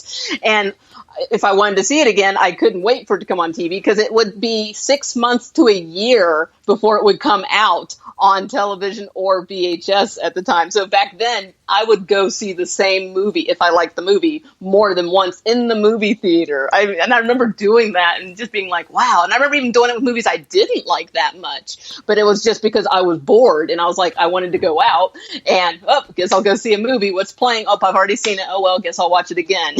Yes, but it's like, it's nice because now I don't have that problem. but that's the amazing thing, isn't it? It's like we're both born of a time. I mean, I've got a few years on you, I'll admit it. But it's but we're both born of a time where we were born before internet, but we're not old enough to not have embraced the internet when it came along. Like, right. Okay, yes. So where, like, you would take people like my parents, for argument's sake. Well, obviously they're in exactly the same position. They were born before internet, and now there is the internet. But for them, they were too old to embrace it by the time it came out. So, you know, it's just, they're just too old to learn all of that stuff, you know. So, the amazing thing is we were incredibly lucky in a way that we knew what the world was like before the internet. You know, but we were at the age that we were able to embrace it. We weren't too old that we didn't understand it. Right. Because I remember even seeing people that were in that same thing, like you just said, where they didn't embrace it, and they were just like, oh, that's a waste of time. Oh, that'll never last. Yes, I know. They really thought it was a passing fad, and it's really a humongous part of every, you know, technologically, you know, up-to-date society is, you know, everybody has internet now, and they use it for education, entertainment, communication. You know, it's even if you don't spend your time on social media, you're watching movies. If you don't watch movies, you look up something online to get information. If you don't do that, you possibly use it to send somebody an email. I mean, we all use it in one way or other. That's right. Well, not everyone, but yes, but I know exactly what you mean, and but it's interesting. I mean, I'll be honest, even though I've got quite a few things wrong on this podcast, but I, to a degree, called something in the year around about the year 2000 it would have been, or 2001. It was about the same time as 9/11. And I can still remember having an argument at work, because I used to work for a company that actually dealt with IT, and back then, and I can still remember having this argument with all these sales reps, and I actually said, I don't actually believe that what you talk about the internet, because, you know, people were still on dial-up, you know, at this stage, dial-up internet. Right. And I said, I don't really believe it will ever actually truly become something that is really embraced until everything combines through one device. And there you go. Guess what? What do we use now? People either live on a tablet, or they have something like a smartphone, or, for instance, an Apple TV. I mean, I use an Apple TV. So basically, I can do everything on my television set. I can hop on Facebook. I can get on Twitter. I can watch. I can watch movies. I can do all this stuff, and I'm doing it on my television. And that's Anyway, we are so fucking off topic. You know, I knew it was bound to happen with this movie, though, because this movie, as we keep saying, is so 80s. It's before the internet. It has so much of, like, 80s fads and fashion and music and exploitation. And I was like, eventually this is going to warp into us talking about, remember back then? I know. It's, look, we've tried to be good lately where we don't actually digress quite so much. But I think this show, I mean, we've done it before. I mean, remember we were talking about some. It was a nice discussion. Oh, we've done it before. I think a lot of people will enjoy it, actually. A lot of people can relate because, like I said, we're in that interesting time of before this technology, during the technology, and now we're in the future of this technology. So a lot of people can relate to this. Definitely. Absolutely. But anyway, getting back to Hard Ticket to Hawaii. I suppose it's time. Let's rate the bugger. Let's go and rate this. Okay, this was really entertaining. I laughed out loud. I had a lot of fun with this. You see lots of boobs, and not just boobs. You see lots of pretty naked men. You see butts. You see, you see upper body nudity. I mean, there's even like a homoerotic scene of two of the guys, you know, practicing martial arts together, and I thought they were getting ready to kiss. I mean, like it was so homoerotic. I mean, really fun movie. Andy Sedaris at his best. Laugh out loud. Bad effects on the snake, but it's so funny. You forgive it. Like, I actually love the whole snake storyline and the whole, like, arm snake. It was actually pretty cool looking until you saw the arm. But anyways. Yeah. Okay, so out of a possible 5 Eric Roberts, I'm going to go ahead and give this a 3 out of 5 Eric Roberts. Definitely check it out. Okay, I'm going to give this one 4.5 Erics. I thought you would. I think I gave Savage Beach 4. I don't know. I'd have to go back and check. But the reason why is that Andy Sedaris delivers on everything he promises, which is beautiful naked people, both men and women, lots of gunfights, stupid, crazy dialogue. But unlike so many exploitation movies, it's actually shot reasonably well. The cinematography is actually not bad. Oh, yeah. And, whereas, like what we talked about before, Heroes for Hire, it was just shite, you know what I mean? So, Andy Sedaris definitely delivers. So, to me, he's almost just like the king in my mind of exploitation cinema. So I'll give it 4.5, because I do say to anyone that if you want to have a bit of a look at Andy Sedaris' work, this is the one to probably check out first, because it's so good. Because with the story is pretty much the same as all the other ones. It's just right. But the snake just makes this one extra special. Yeah, no, this one's really fun. Just makes this one extra special. And great dialogue, of course, like from Donna Spear, who, when they hop out of the aeroplane and they sort of say, we need to work out about these diamonds. What are we going to do? So, of course, she has the classic line, let's get naked in the hot tub. I do my best thinking when I'm naked in the hot tub. So, how are you going to, have a problem with that? Yeah, I love the gratuitous nudity in his movies. It's always really funny. I mean, literally, people would just be talking to each other and just take off their shirt and change into another shirt while they're talking to that person just to squeeze in more nudity. I know. Oh, my goodness. All right, we'll take a quick break, and then we will be back with a very different type of movie. Oh, yeah. Very, very different. And this is a cult classic royalty. Absolutely. Classic royalty coming up. Yeah. Absolutely. We'll be right back.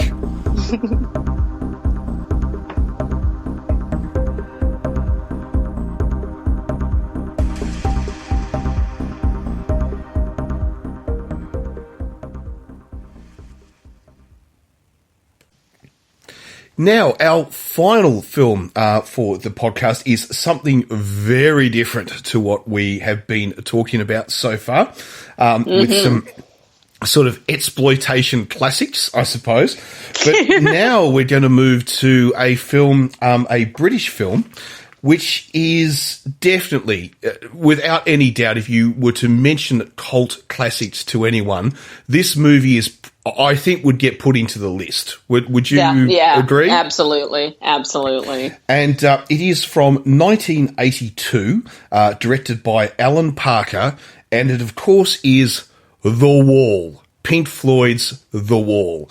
Now, it's a very interesting film because, of course, there's not a lot of dialogue. No. The music, of course, is in many ways our dialogue. It sort of tells us what is going on with, of course, but there is an actual story that runs through this entire movie. It is, in a sense, like one giant hour-and-a-half video clip telling a story, but totally set to music, with also probably, about 20% of the movie is animation? Absolutely, yeah. Thrown in as well. And it was, of course, written by Roger Waters of Pink Floyd fame. And it's a fascinating film, which a lot of people have often got the whole idea of this story very wrong. They often think that this is a bit of a political statement, especially, of course, being from 1982 with the terms like the wall and so much of the imagery in this movie, which has such a war base to it, like a militarism, fascism, and so forth. But it's very interesting that is not what this movie is about. They're just images which are used to talk about how people of a certain generation grew up, especially in Europe. And it's not actually a political statement at all. It's actually the story of Roger Waters' own personal journey, if you like, once he became famous. And the story about how he himself found that at a certain stage during his fame with Pink Floyd that he could no longer relate to his fan base anymore. That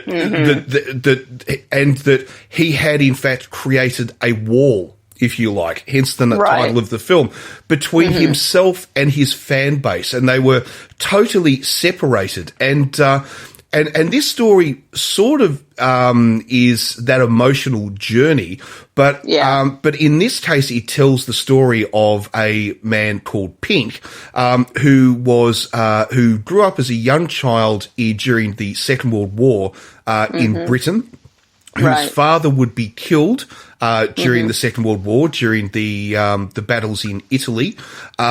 He would be brought up by his mother. His mother, with the loss of her husband, was not very good at showing affection or love for Pink as he grew up.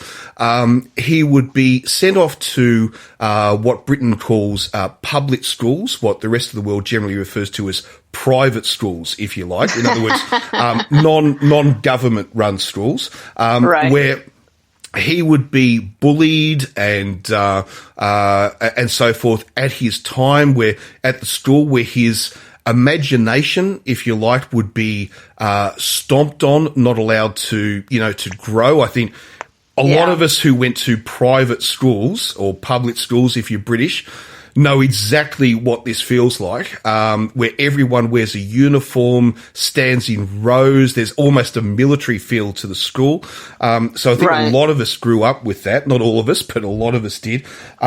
He would then, of course, go on to become a famous musician.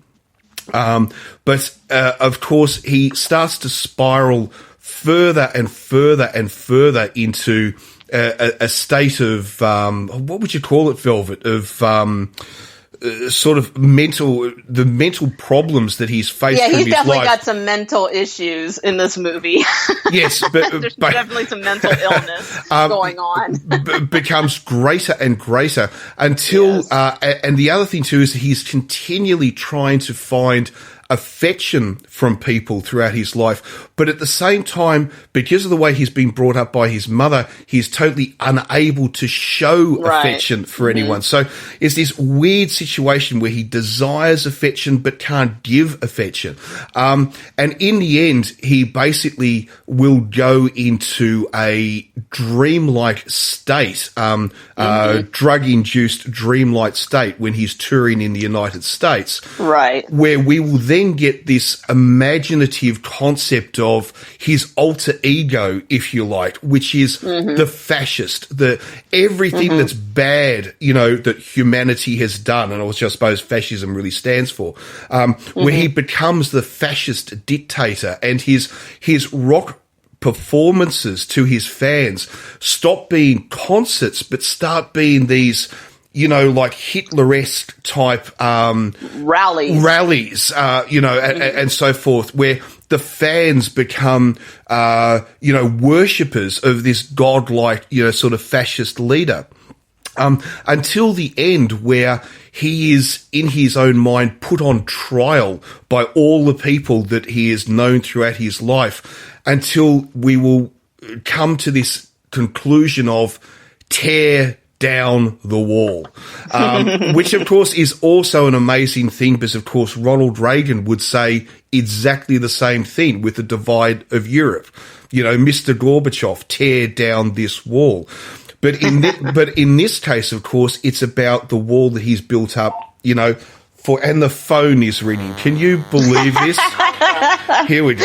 No, that's just a sound effect from the movie. And you do get that kind of stuff going on in there. You have some random sound effects coupled with the music in the film. So that could very easily have been a scene from the film just now. Yes, but some of the imagery which is in this, I mean, the imagery of when he's at school, the imagery of when he's I should actually say I said public. Oh my goodness. So, yeah, no, absolutely. This film is not for everybody. First off, it's not a straightforward traditional narrative at all. It is all told through song and imagery, and there's very little dialogue. There's only one unscripted piece of dialogue in the film, and that's when Pink screams, "Take that, fuckers," after he throws a television out of a window in a hotel. But other than that, there's not a lot of spoken dialogue. And even when people are speaking, it's usually very below the music. So you're not really supposed to straight up hear what they're saying. It's just kind of there, just kind of, characters interacting in the movie. Enjoy this a lot, but I know this is one of those movies that the fans love it, and the creators of this film don't like it. They think it is just did not turn out the way it was supposed to. Like, it's not their vision. They're not happy with it. But fans like you and I, we love it. And I like Pink. I'll say this too. Also, I like Pink Floyd, but I'm not a fan. And what I mean by that is I don't know the names of the songs. I don't know the names of the albums. I don't know the names of the band members. But even I enjoy this movie. So I've seen this before, and I enjoy it again just as a standalone movie. So you don't have to be a Pink Floyd fan to watch The Wall. Oh, well, I suppose if you don't like their music, it would be a problem. Well, yeah, I mean, but you don't have to be like, I don't mean fan as in you don't like the band at all. I mean a fan as in you don't know every single thing about the band. Oh, no, not at all. Yeah, no. Because I know none of that stuff, and I like this movie. Like, I know some of the songs from hearing them on the radio. I'm originally from Texas, and Texas loves its classic rock, and Pink Floyd kind of falls in that genre. So even as a teenager growing up, when their songs were not on the top of the charts, they were still playing all of these songs on the radio, and they still do now. So it's like, you've heard quite a few songs from Pink Floyd, even if you're not a fan, and you'll still probably like this movie if you like those songs. Oh, it is. I'll tell you a little story here. Actually, this movie takes me back so much because when I grew up, Pink Floyd was huge, just absolutely huge. And I grew up in part of a city in Australia, which is Melbourne. Everyone knows I was born in Melbourne, but the thing is, the part of Melbourne I grew up in was what they call the eastern side, which is, shall we say, the rather wealthier part, of the city. Everyone I knew went to, very expensive schools, rather than the government system. We all went through this, sort of very expensive system. And when we were teenagers, I can still remember they used to have these parties where all these people would get together from school and stuff like that. So you've got all these teenagers getting drunk, as teenagers often do. And but the thing was that I still remember the song "Comfortably Numb." And which of course is actually about heroin abuse, all right? Right. But of course, you've got all these teenagers in Australia sitting back going, because they get drinking their beer, thinking that they're so cool, right? And they're drinking it and they're going, and they're singing along, I'm comfortably numb, not realizing the song has nothing to do with what their experience of a wealthy fucking child of a wealthy fucking family, this song is about heroin abuse, for Christ's sake, Yeah, so like I said, again, that's just the power of music. You can enjoy a song without knowing what the song's about, and you can connect to the song in a way that you connect to it, even though that's not the intention of the song. So for them, it was getting drunk. For this guy, he's talking about the struggle with heroin abuse. Well, it's like I remember a person who I miss very dearly, someone who was in my life, Amanda, who's passed away, and she loved the song Rosanna. Was it Rosanna? Who was it? I can't remember who the free agent. I'm sorry, I can't remember either. I know the song, but I can't remember. Anyway, she absolutely loved this song. She thought it was so cool, and she used to sing along in the car, and she always used to change the lyrics to "Oh Amanda" and all this sort of stuff. And she got so pissed off one day when my daughter finally admitted to her that this song is actually about a prostitute.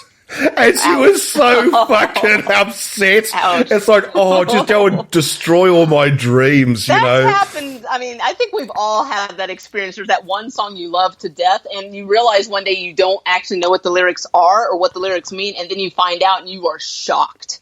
Yes. You are just like, your mind is blown in the worst way.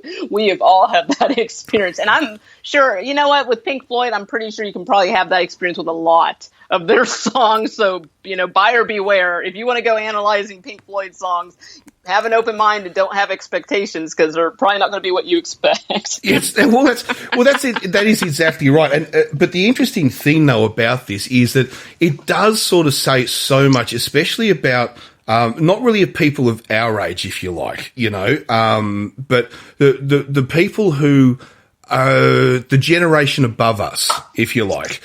This movie, in many ways, tells the story more of actually what our parents, or even for some of us, our grandparents went through.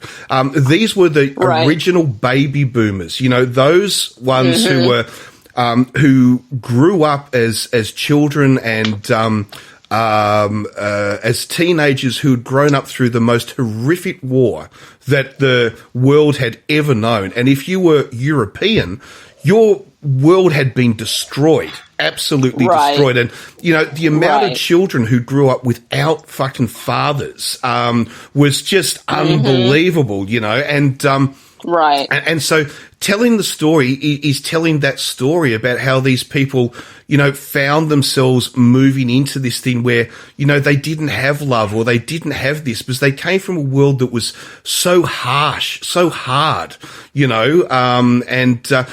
the amazing scene in this where Pink, as a child, actually finds a rat which is dying, a giant rat which is dying, and he takes it home to try to nurse it back to health, shows it to his mother, who's horrified, kicks them all out of the house, So he takes it off to the garden shed and puts it in this little thing and puts his sweater on it to try to help it, and of course it dies, and so it's just, it just keeps telling this thing that he cannot find love anywhere.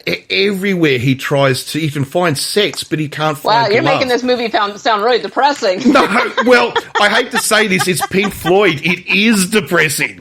It's meant to be depressing. That's...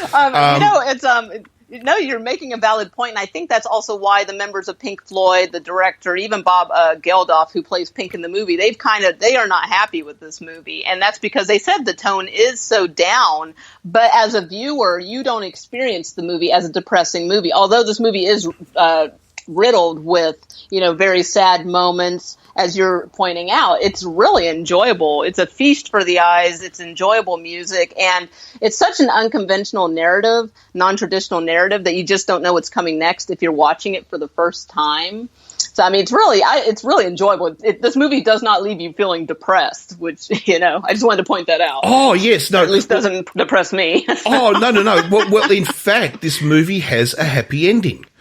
Yeah, so even though we've got all of this shit going on, through Pink's life and his dreams and where he goes to when he's in this sort of dreamlike state under the influence of heroin.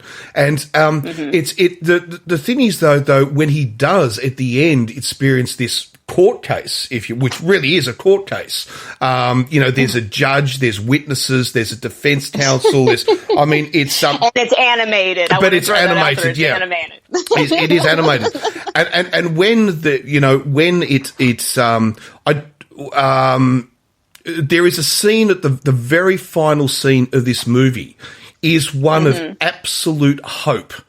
Absolute pure hope. There is an action which is taken by a very young girl because, of course, the thing is that through his dream, he's created this fascist regime where, people are being abused, killed in the street by the black shirts and everyone's marching along, and it becomes a 1984 type experience of fascists, ruling over the people. But then we have this beautiful scene where after the rioting, the place is being cleaned up, but it's not being cleaned up like the damage in the streets and stuff, but it's being cleaned up by children. Yeah. And it's almost like he's found his youth again. He's come back. And there is a beautiful scene where this young girl picks up a Molotov cocktail, pulls out the wick out of it, empties the petrol out of it, or gasoline out of it, and then goes and puts it into the recycling.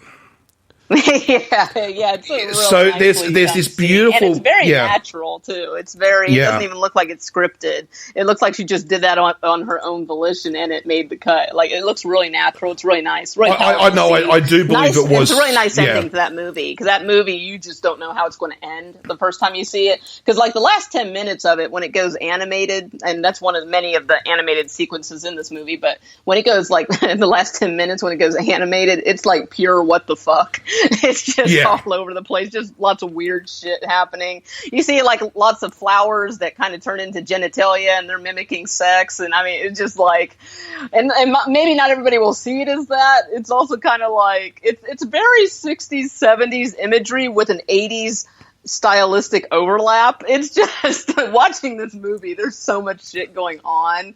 Like, sometimes it seems like a music video, then it's like this adult cartoon, and then there's like fascist imagery, and it's a very not non-linear narrative on top of that, because it keeps flashing back to when he's a child, and now he's an adult, and now he's a fascist leader in his own mind, and you realize, okay, there's mental illness. I mean, it's all over the place, but it's not confusing or unenjoyable. It's not like watching fucking Zardos, where it's just so weird that you can't even enjoy it. And, this is weird but enjoyable. And there are quite amazing sections of imagery, which was something that Roger Waters was just personally obsessed by, which was, and I'll tell another story too in a second, just remind me if I forget, about Alan Parker and Roger Waters, about some of the disputes they had. But the some of the imagery in this, where we see where he's become this fascist dictator. It's a dream. It's not obviously meant to be happening. Right, it's not real. Right. And we see the crowds rushing, to the concert, all these teenage kids racing to the concert.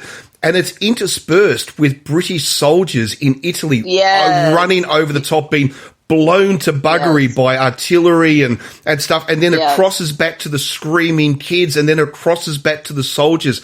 And it's this statement of what he said was meant to be about this idea of what youth will do for celebrity.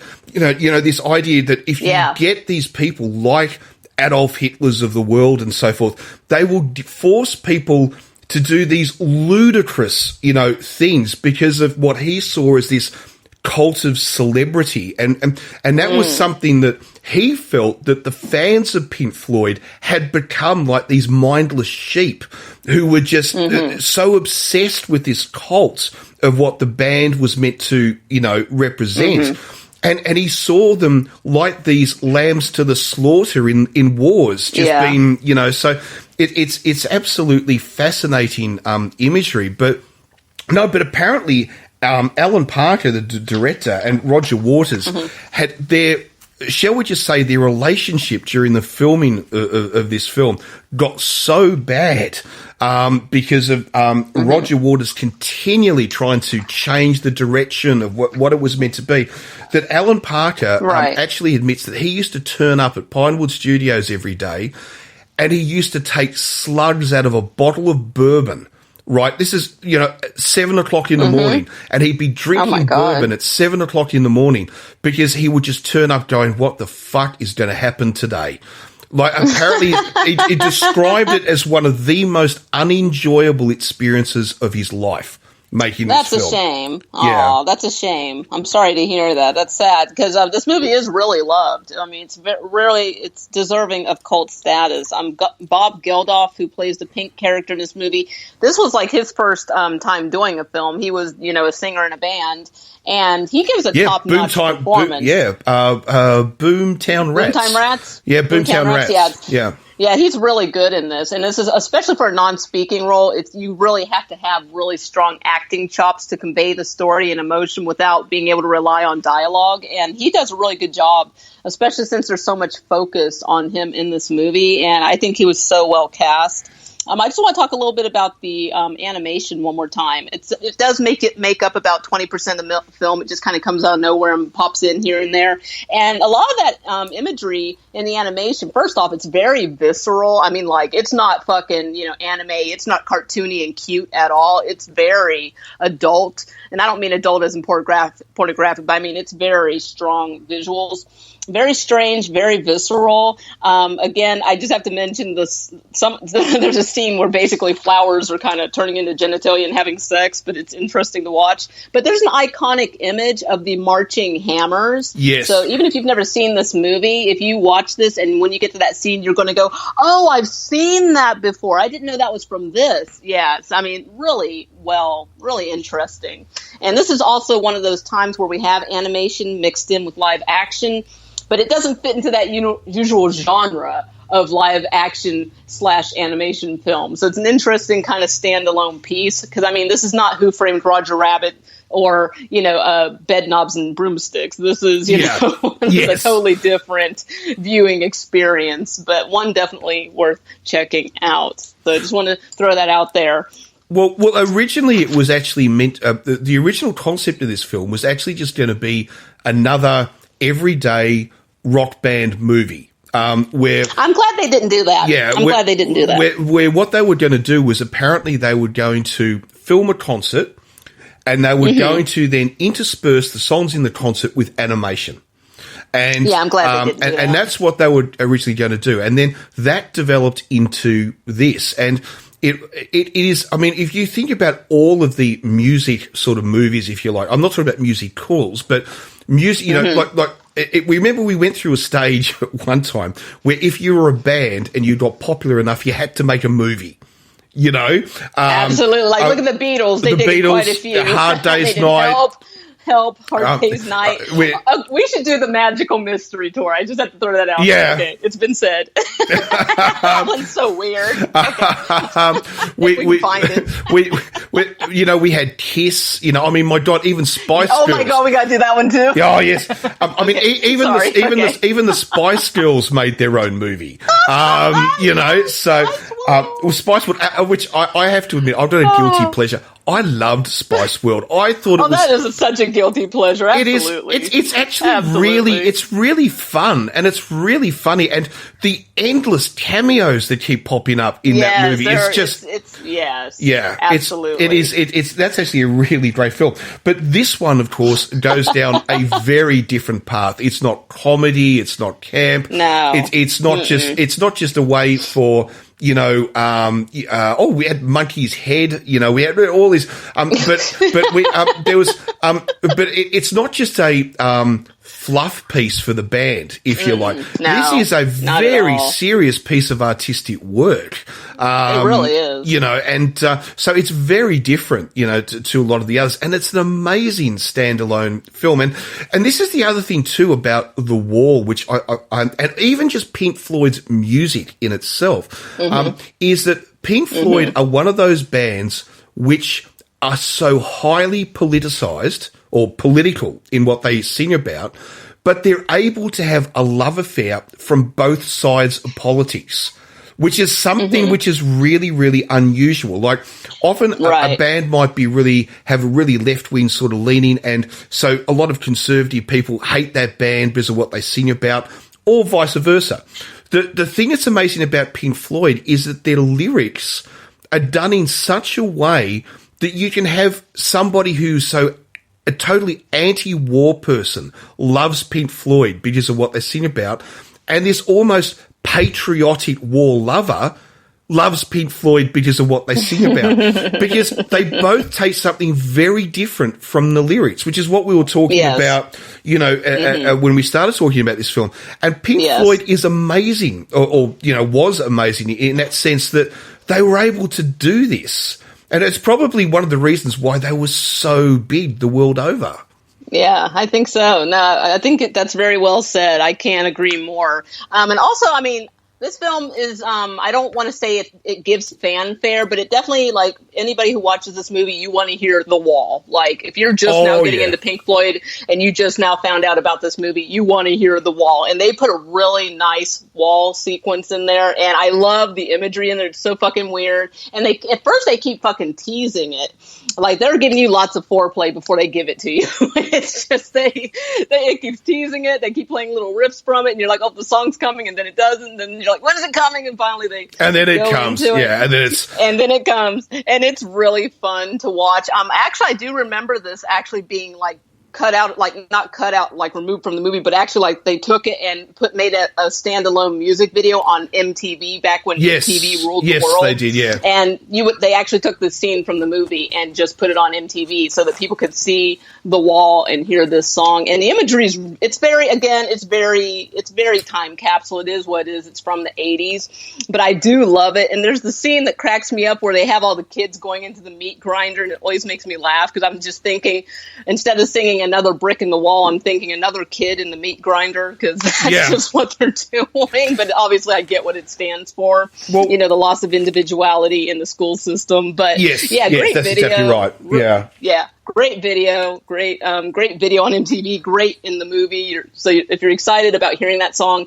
and you want to watch it just to see that scene, you will not be disappointed. It's very well done. They did a lot of justice on that scene. They realized that people wanted to hear that song in this movie and called the movie The Wall. So they made sure they didn't gloss over it. They gave it a lot of fanfare, and the kids look like they're having a lot of fun in this movie. They get to destroy the school and break windows. Oh, I know. They must have had the best time.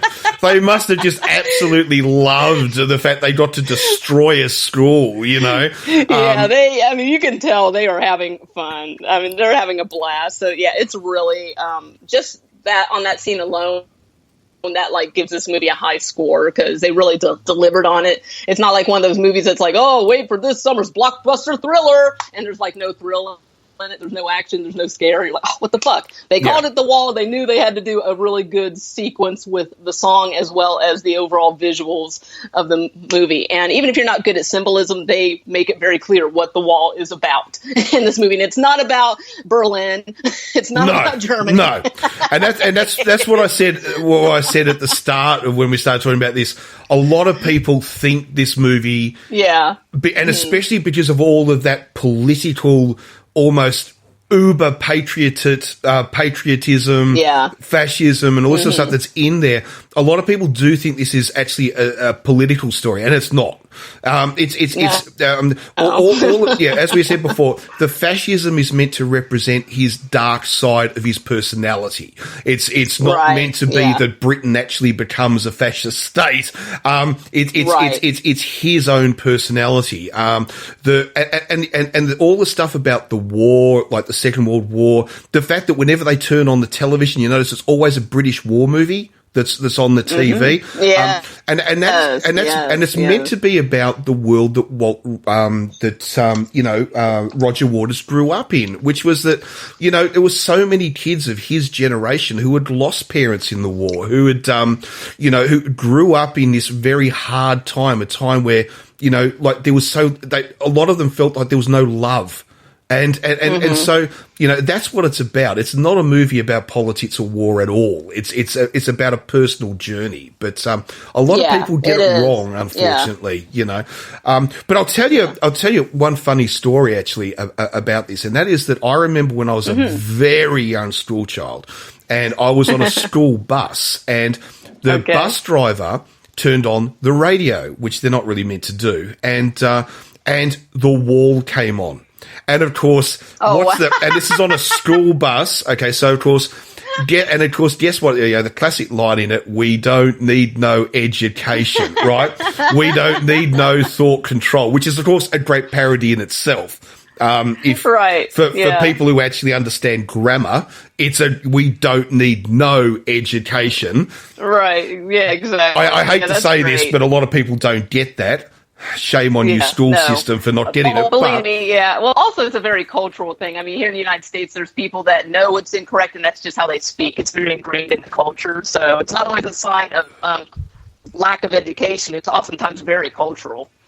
Well, it's at least here in the United States. But it's I do get in the song. It obviously represents lack of education. Yes, it's the whole point. Is if you say because if you say we don't need no education, it means we do need education. So it's like if you add a positive to a negative, you get zero. It's like exactly. Yeah, and but anyway, so it came on the radio. So of course, all of us school kids are on the bus, and of course, what are we doing? We're singing along. We don't need no education.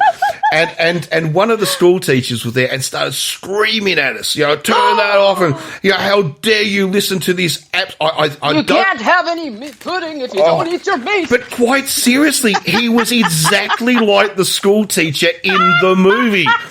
That was what was so freaky about the whole thing. But the amazing thing was, at that stage, we were so young, we hadn't seen the movie, so we didn't know that. And it wasn't until later in my life, when I was old enough to actually get to see the film, right? And then suddenly it was like, oh my God, I remember being on that school bus, and it was identical to the scene in the fucking movie. Wow, that is hilarious. Wow, that's scary and hilarious. Yeah. Another scene I love in this movie is like the wall scene's great. I love the dirty woman scene. I think that one's really fun. First of all, it's a really fun song. And I love how they're showing the groupies giving the guys blowjobs, get backstage passes. I mean, I know. Straight up, people. It's not pornographic, it's implied, but I think it's very funny the way they do it. And again, it does a really good job of demonstrating that whole disconnect with the fans, that they're willing to do whatever to get a backstage pass to meet me, and then they don't really have anything to relate about. And it's like, at first he's kind of like, yeah, come on in, and then he's kind of like, I don't. There's nothing this bitch can do for me. It's like, been there, done that. Don't want sex. I'm looking for something else, and I thought I could find it with her, but I really can't. And it's an interesting scene. But no, I love the whole lead up on the dirty woman scene. It's really fun, funny, and just being young, getting drunk, doing drugs, going to a concert, having anonymous sex in exchange for something that you want. In that case, a backstage pass. So I mean, they did a very good job of when they said dirty woman, they weren't joking. No, but that's all what this song is about. It's about what they were experiencing themselves. It's like, we as these members of Pink Floyd, it's like these groupies who will do anything to be associated with us, they'll literally sell their bodies to somehow have a connection with us. And that's that whole idea we were talking about before about Roger Waters' sort of fascination with this idea of the cult of celebrity. And so it's quite amazing. But it's interesting that, the woman who's actually in that scene, who plays the dirty woman, if you like, is Jenny Wright, who, of course, would go on to do huge amounts of stuff. In fact, all of the character, or all the actors, the major actors anyway, I'm not talking about the extras, but these are all really well-known people. Bob Geldof, of course, who plays Pete. Bob Hoskins plays the band manager. I didn't even realize that was him. I didn't realize. Okay, that's Bob Hoskins. Him. I didn't even realize. Yeah, you're totally right. That's Bob Hoskins. There's Christine Hardgraves. Now, people in America may not know who, but if you're British, for a lot of people of the generation who went to the cinema to watch this movie, she was in one of the most famous British soap operas of all time, Coronation Street. Eleanor David would go on to be a huge actress in Britain, and of course she plays Pink's wife in this. So there's actually the cast are actually kind of big. To be doing this sort of what really is a giant music video. It really is. Like the director called this film the most expensive student art film ever made. So it's very artistic, but it's enjoyable. If you don't like musicals, you won't like this movie because it's not a traditional linear narrative. Yeah. So I can tell you that right away. Like, I know people who cannot stand musicals. They hate, non-linear storytelling, and this has both of those. So if you don't like that, you won't like this movie. But if you enjoy film as a form of art and communication, you will like this because it's such a visual experience. It's really different. You don't see a lot of movies like this. It's very standalone. Oh, look, absolutely. I mean, if you're a person who calls yourself a cult movie fan, and you haven't seen this, you have to see this. I'm not necessarily saying it's necessarily going to be your cup of tea. It might be a bit too dark. It might be whatever, but you can't, it's like, it's a little bit like you can't call yourself a cult movie fan and not have seen Zardos. do you know what I mean? Well, we only just saw it recently, but I realise that. I'm just saying before and you we die. say proceed with caution. I know. But proceed with caution. But I'm not saying you must have seen them all by the time you're 18 or something. But what I mean is you must have seen them at least once throughout your life. Is what I'm trying to say. Okay, fair enough. It's like there's that the great line which is Jeremy Clarkson always says, which is that you can't be a true car enthusiast unless you've owned at least one Alfa Romeo. It's like there are certain things in your life, you don't have to do it your entire life, but you just have to do it once. Right. Do you know what I mean? Enough. To call yourself something, you just have to have done it once, sort of thing. So, you definitely need to see this. If you call yourself a cult movie fan, definitely Pink Floyd The Wall needs to be on that list. Absolutely. Oh, without doubt. So, if we're going to rate The Wall, Velvet, where are we going to put it on the Eric Roberts scale? Okay, so as we've already said many times, I really didn't have anything negative to actually say about this. But at the same time, I'm not going to give it a perfect score simply because it's not a traditional linear narrative, so I know that's going to lose some people. And also the fact that it is a musical, and if you don't like the music, it's not going to be, entertaining. It might just sound like a lot of noise, especially even if it's not that you dislike the music, you're not familiar with at least some of the music. Again, musicals can sound noisy if you're not familiar with the songs. But so I'm not going to give it a perfect score, but I am going to give it a high score because I do think you should see it. So I'm going to give this 4.5 Erics out of a possible 5 Eric Roberts. Okay, it's pretty good. I am actually going to go the whole hog. I'm going to give it 5 out of 5. A pink hog. Yes, because I can't really find anything to fault with this film. It's beautifully shot.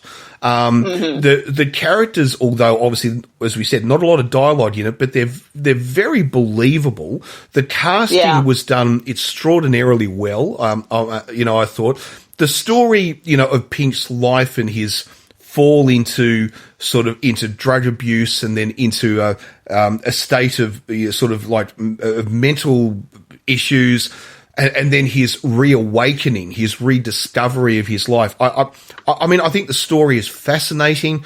I think the other thing too is that if you're British, I definitely think you get more out of this film than, let's say, if you're an American. But in saying that, though, this movie can be shown anywhere in the world, and the whole concept, just because they're talking about the Second World War from a British perspective, it really doesn't matter. You could be born in Mexico. You still understand what they're talking about, So it's because all countries have had their issues, whether maybe it wasn't a major war, but maybe it was a revolution. Maybe it was political strife. It was something that sort of destroyed the country and the children had to grow up from that. And so, this movie, in a sense, I almost feel is timeless. It can play to any, although yes, the British will get more out of it, but it'll play to any nationality under the sun. Also, English doesn't have to be your first language. It doesn't matter with this movie, That's true. Yeah, that's true. So, no, 5 out of 5. I can't fault it. Definitely see it. See it, people, if you have not. It's a cult classic for a reason. And I did also call it cult classic royalty because it has to be on any cult classic list. If you can only pick 10 movies, this needs to be one of them. Oh, yes. Yeah. It is. It's quite an amazing film. It really is. And the other thing too is it's not one of these 3-hour slogs. It's only an hour and a half long. Yeah. So it's not a huge slog. In fact, it's one of those movies that, because I rewatched it, was it last week, and I hadn't seen it probably for about 15 years. Same here. I haven't seen it in a long time. This was probably the third time I'd seen it. But watching it again, I must admit, every time I watch it, I get a bit more out of it. And one of the reasons why I reckon I get a bit more out of it is that as I'm older and I've experienced more. And that makes sense. And in some ways, I hate to say this, I almost feel that someone who's in their 30s or 40s or 50s, I reckon will get a lot more out of this than someone who's 18. I totally agree. I totally agree. In some ways, I reckon you need the life experience to understand, to a degree, a lot of what they're actually talking about in this film. Mm-hmm. Yeah. So. No, I totally agree. That makes sense. But at the same time, if you are a music lover and you like musicals, you should still check it out, and then check it out again in a couple years. And like I said, give this movie a couple watches, but watch it over the course of your lifetime, and you'll gain a bit greater appreciation for it each time. Yeah. I totally agree with you. Yeah. When I first saw this, I was a teenager, and I was just kind of like, I like it, but damn, that was weird. And now as an adult, I'm like, oh, this is actually a cinematic masterpiece. This is actually really, this has its place in film history for a reason. Yeah, no, definitely. I'm pretty sure it's been preserved, and if it hasn't been, it will be, because it needs to be. So. Oh yeah, I mean, when I very first saw this when I was very young, I thought I fell for that. What a lot of people fall for. I thought it was like a political movie, right? Yeah, I did too. I did too. But as an adult, it's totally. Not. Then you watch it and you realize it's got nothing to do with politics at all. It's a personal journey. At all. So that's the amazing thing. So I'm so glad we got to do it. Actually, I really am. Yeah, I'm too, definitely. All right, guys. So go ahead. We're going to get back to date on our social media. We took quite a break here. We're back on track again. Life happens. So if you want to go ahead and follow us on Twitter and Instagram, you can follow us at Cult Movie Show. And feel free to tweet us and private message us. Let us know what movies you'd like us to review. If you have a short film you'd like us to review, or an independent film you'd like us to review, again, feel free to tweet us or private message us. You can also email us, cultmovieshow@gmail.com, with any requests or suggestions or screeners that you want to throw our way. We're happy to do that.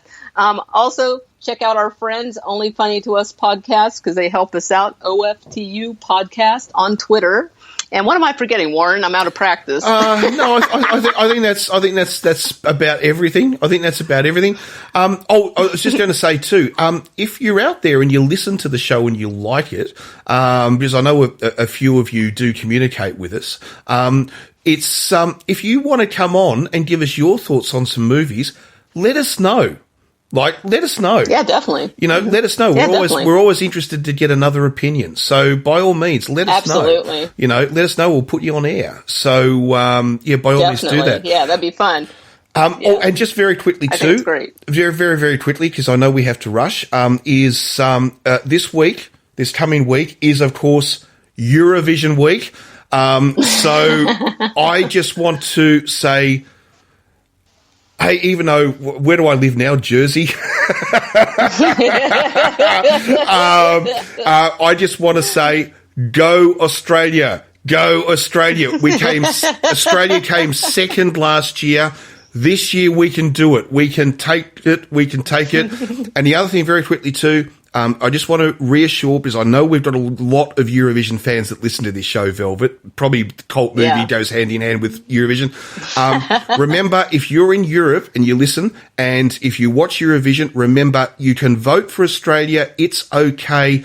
It doesn't leave Europe. If Australia wins, it gets held in Denmark. Okay, so there you go. So don't worry, you won't lose it out of Europe if Australia wins. So you can still vote for Australia. And if you don't want to vote for Australia, vote for Denmark, because it's an Aussie chick who's representing Denmark. Okay, so Australia's got a double shot this year. We've got 2 chances of winning. So nice. So anyway, that's all I'll say about Eurovision. Apart from Aussie, Aussie, Aussie, oi, oi, oi, go Aussie. Even though I live in Jersey. Okay. That's great. I love that. That's good. Oh, my goodness. Very nice. Oh, the Jersey Shore. Don't you love it? Anyway. That's it.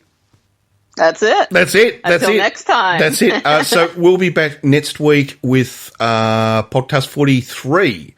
And we will be, obviously, as Velvet said, we had a little bit of trouble for the last couple of weeks. We're on, we're off, and all the rest of it. But don't worry, we're back on track now. We'll be back every week. So don't worry about that. Yeah. Cool. All right. We shall talk again next week. All right. Till then. See you guys.